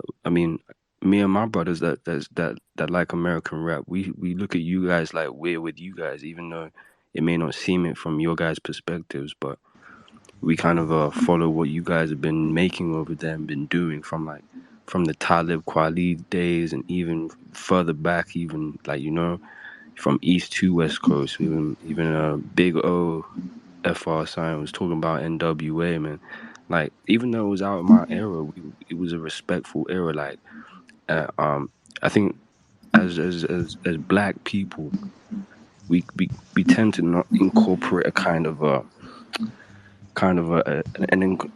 an approach towards this thing of ours. And I think with this thing of ours being molded to our kind of identity, it was a tool we used in society to send a message. And I think some other brother was talking about the kind of where the trap came from. I don't really get where he was coming from, in my opinion. But The way how I saw it was we used the drum. You know, Africans, we love our drums, and we followed. It made us fall in line in a rhythm together. There was some. It was a tool that brought a kind of togetherness, and I don't know how it kind of turned out like this in this day and age. I mean, I'm not even 25 yet, and I'm already looking at the youth like, damn, what are they feeding them? Like, I don't know why it or how it got like this, but I know it has it's got something to do with industrial influence. And even though we kind of are people of culture and art and expression, and we're such a rich with a rich history and experience of life, we somehow can't use this tool that we made for our own advantage. Now it's kind of taken out of our own hands, and the hammer's turned into something of a destructive tool rather than something to build. And I don't know. I guess I would like you guys' opinion, like why that is. Why is it that we are still here conversing about why it's divided us, and why we're not really kind of pointing towards the ones that are using the tool right. This thing of ours called rap, you know, and hip hop mostly. Sorry, but let me know, man. I'm very curious, and I'm a young man that wants to make sure I point the right kind of use to this, you know, the right way on how to use this rap thing. I mean, I didn't even want to be a rapper, but nowadays I'm going straight underground. The internet's on my side now, and it made me like I was getting jaded listening to most of the music nowadays. But like it didn't stop me getting back up, and it didn't stop me standing up and wanting to use this tool for good. So I don't know. You guys, please let me know what's the right way to use this tool. This beautiful tool of ours called hip hop and rap. Let me know. That's me done.